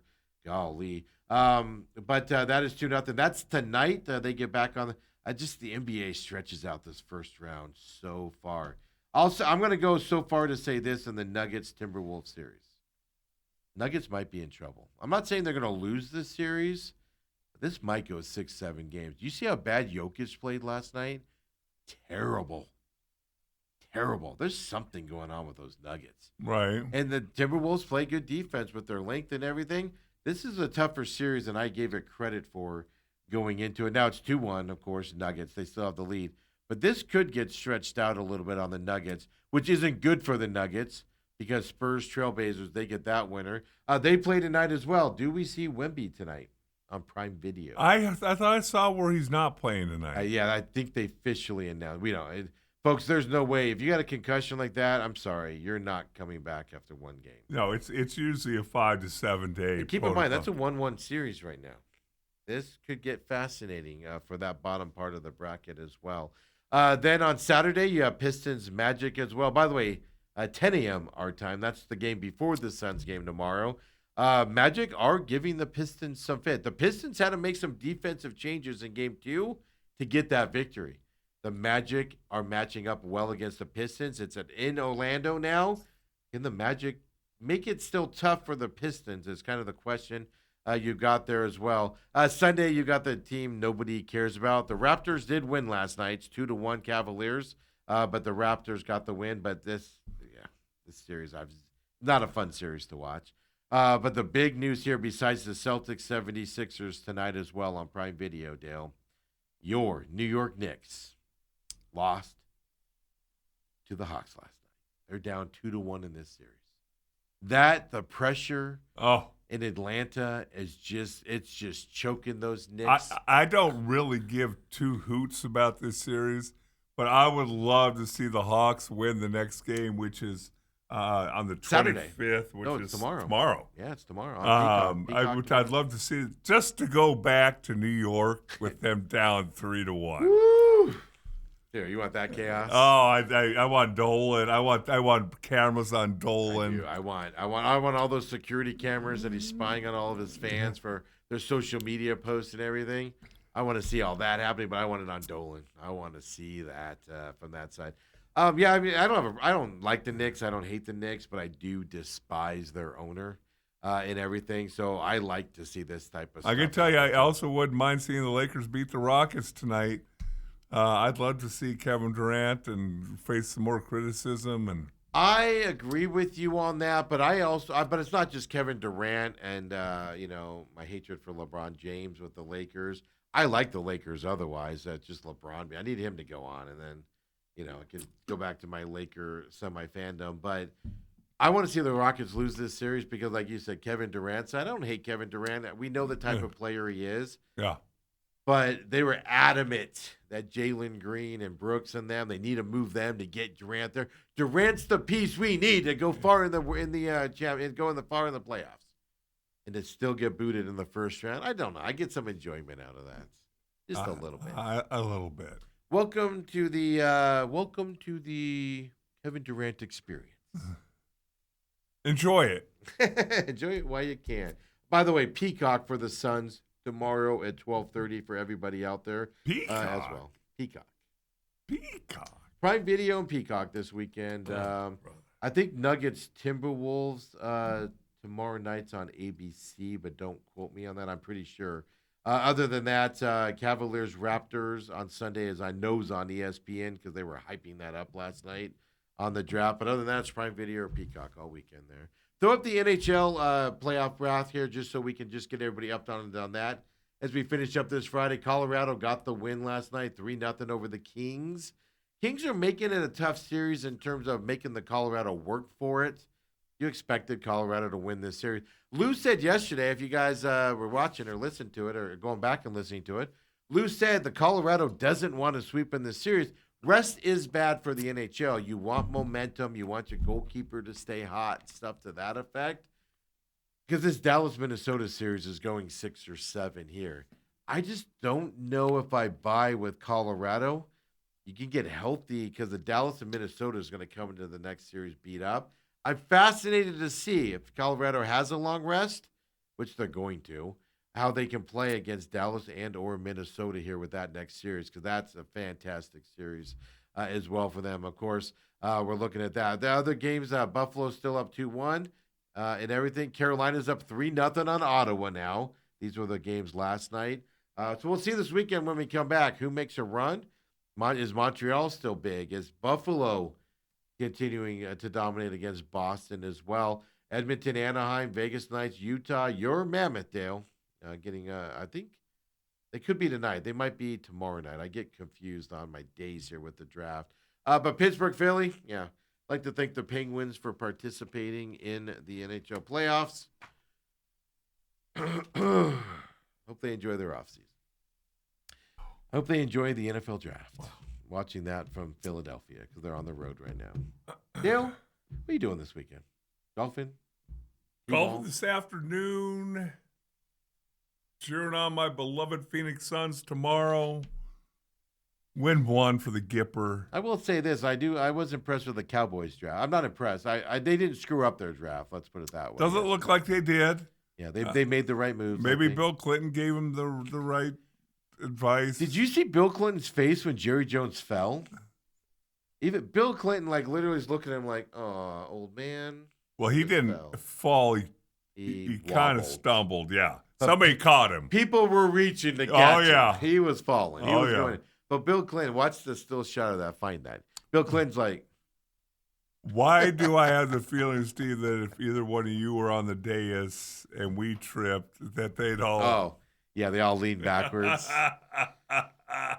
Hey, man, have, well, because everybody in that room was like, if he goes down, we're all fired. No, if he goes down, Steven could take over. Oh, they don't want that to happen. I don't know. You know those halls better than anybody else does over here.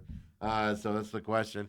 Folks, have a great weekend. We'll be back on Monday. Well, Dale won't. Dale's taking a couple days off next week. I'll get you going. Class of 1980 Saguaro High School golf trip. Try to do it annually. Oh, you guys just come back in one piece. Just remember, it's for fun. Don't get competitive. Oh, it is. Don't act like you're 20 years old again. Steve, our golf trip has changed so much over the years. We've been doing it for about 20 years. It used to be drive over Thursday, golf 18.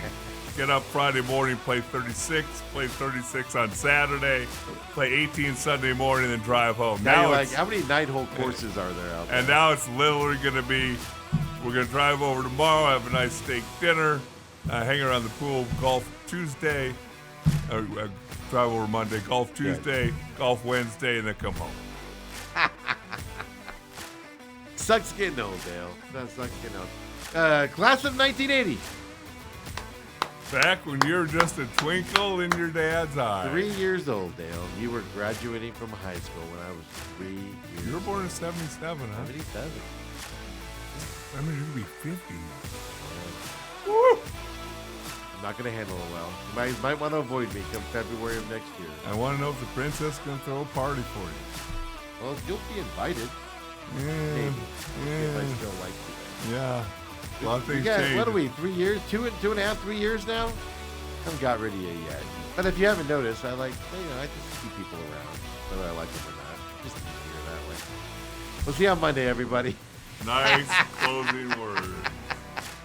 Go with some positivity on your weekend with that, Dale.